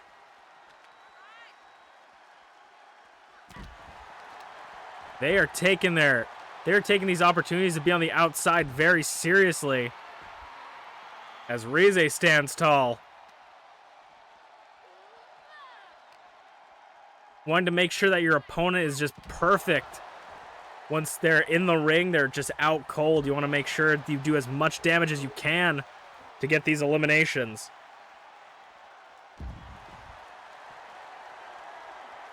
Glitchy tossing Draven. Basement drop kick. Doesn't quite connect, but Glitchy lands on her tailbone. And busts Glitchy open. The only person not bleeding in this match is Usaino. Maybe they are better off. Knee strikes. Drop kick, but doesn't take down Draven. Draven stiffs it.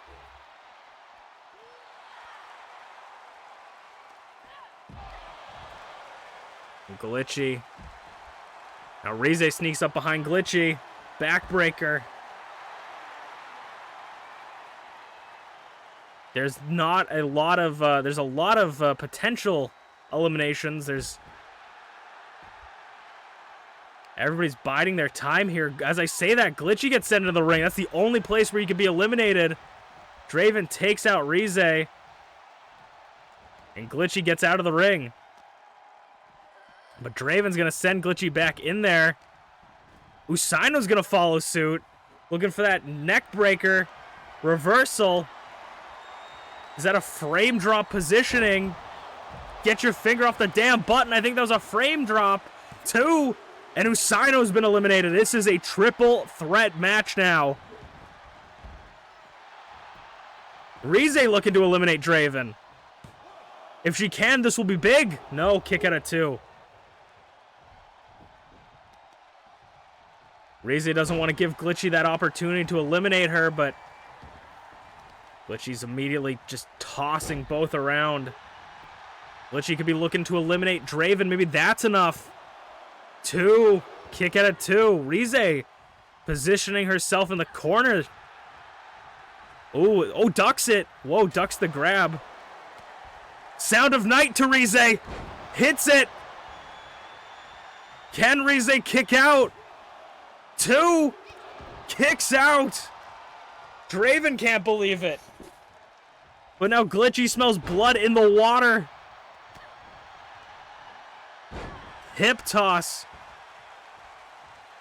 Rize trying to get back up. Staying out of the ring. Glitchy up top. Double axe handle to Rize. Sidewalk slam. No reversal. Beautifully reversed by Draven. This literally could be anyone's game right here.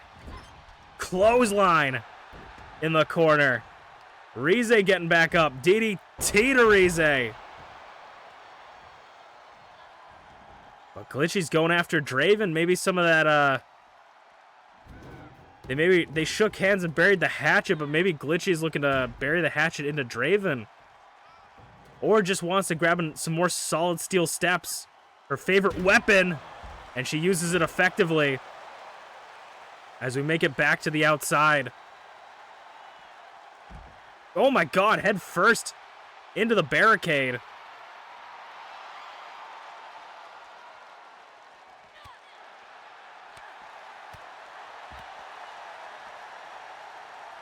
And throwing Rize into the barricade and those steel steps, but Draven taking control, sending Glitchy into the ring. Ooh, just forearm. Blasting through Draven. Glitchy's out cold in the center of the ring. Ooh! Rize assuring Draven to stay down. Maybe looking for something there, but Glitchy, spinebuster. Rize, or not Rize, Draven sending Glitchy back into the ring. Now Rize's up.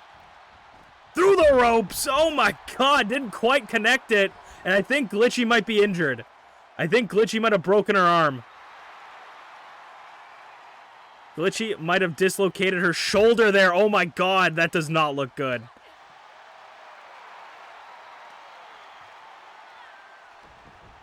Oh god, Glitchy. I think Glitchy's injured. Oh god. She is sliding all over the ring. DDT. But Glitchy still fights it, even with a dislocated right shoulder. Glitchy's still fighting through. Still wanting to be the #1 contender. DDT. But even if Glitchy can win the match with a dislocated shoulder, will she be able to compete for the championship? Draven is doing a ton of talking right now. Into the ring. Glitchy. Rize takes Glitchy down. Draven alone in the ring. Rize maybe gonna meet Draven in the ring, going around. She is. Arm drag. Going to eliminate. And eliminates Draven. It is, oh, excellent. I love everything that's happening right now. Holy fuck. Oh, it's a pinfall. I have no idea what's happening. But Glitchy just tried to pin, had a pinky on Rize. What is Rize gonna do here? Oh my god.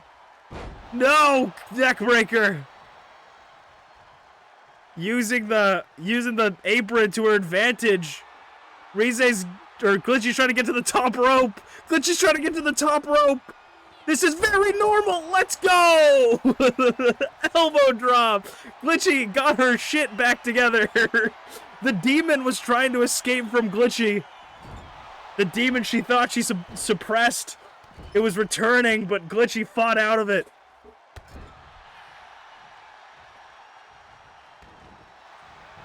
The demon might have been enough to take out Rize, though. 1, 2, 3, and the demon took Rize out. Some people fight with their demons, but Glitchy literally fought with her demons and will be the #1 contender for Rocky's Idol Division Championship on Saturday. And that is when we will see you guys next. Thank you guys so much for watching Masu Pro Wrestling. I'm Masu Pro Wrestling 10, and I'll see you guys next time.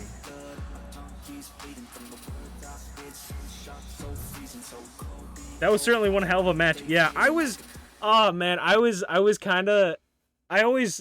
biased towards Rize because Rize is awesome. But I'm like, oh my god, get fucked so badly that we can't continue the match, and I can just say, "Oh, we had to call off the match because Glitchy got injured. Rize wins." You know, like I was like, "Just do it." And then I was like, "If Rize gets fucking pinned when Glitchy's like in the fucking ground, I'm gonna be so annoyed." I was like, "Oh my god." If she fucking wins off that, it's like that's not how that works. You have to be in the ring. I guess technically not, I guess. Technically not, because there's no rope breaks. But I was like, holy. But Glitchy's gonna try again at Rocky's title. I mean, rematch of the century, I suppose. But that was it for MPW. I hope you guys enjoyed. We got to see a lot of new people like Blueness, Zarataro, Greg. We saw a lot of things, and if you guys have no idea what I'm talking about, go watch the VOD on Twitch. And if you guys missed the VOD on Twitch, it will be uploaded to YouTube soonish, probably. Honestly, it will probably be pretty soon. I need to. Part of me, this is gonna be stupid. I'm gonna start talking about dumb things now, but part of me was like, I want to like upload the VODs in order. So like I have a lot of old VODs that I want to re-upload to the new VOD channel. But I think that's just going to be stupid and complicate things, and I'll just order them in like playlists and stuff. But yeah, we're going to go see if anybody's streaming. It seems like a lot of the people that I usually raid are in my chat right now, so that's not good. Unless someone wants to stream right now. Tiuma's on.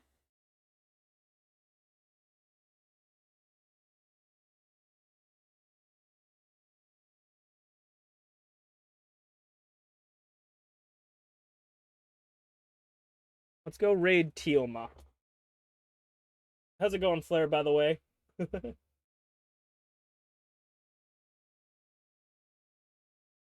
Glitchy was definitely glitching that match. That was crazy.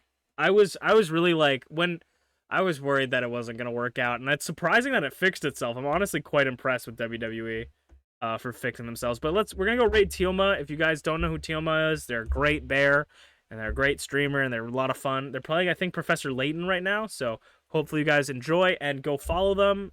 Send your love, and I'll see you guys tomorrow for some Yakuza Like a Dragon. Yeah! Motane! Boy, Motane!